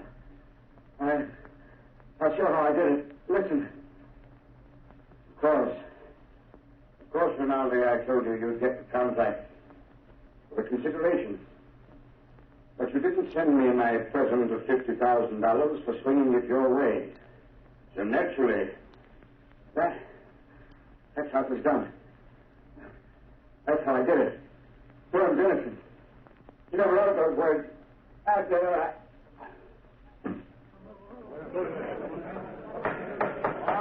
Order in the court. Why, this is amazing, incredible. Your Honor, there is one more voice on the record at the end. Listen. The voice you have heard is that of Hugh Wilson, murdered by Anthony Vogel. He is the man who sought to frame Senator Durham. But Vogel failed. Just as in the end all crime must fail, and all criminals pay the penalty of death. Order in the court. Whose voice was that? That, Your Honor, is the voice of the man to whom Senator Durham owes his vindication. The voice of the shadow.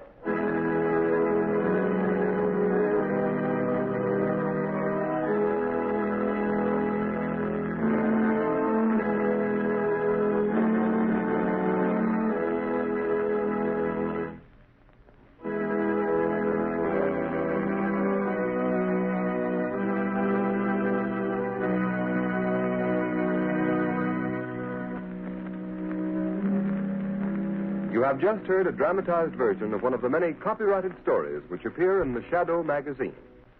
All the characters and all the places named are fictitious. Any similarity to persons living or dead is purely coincidental.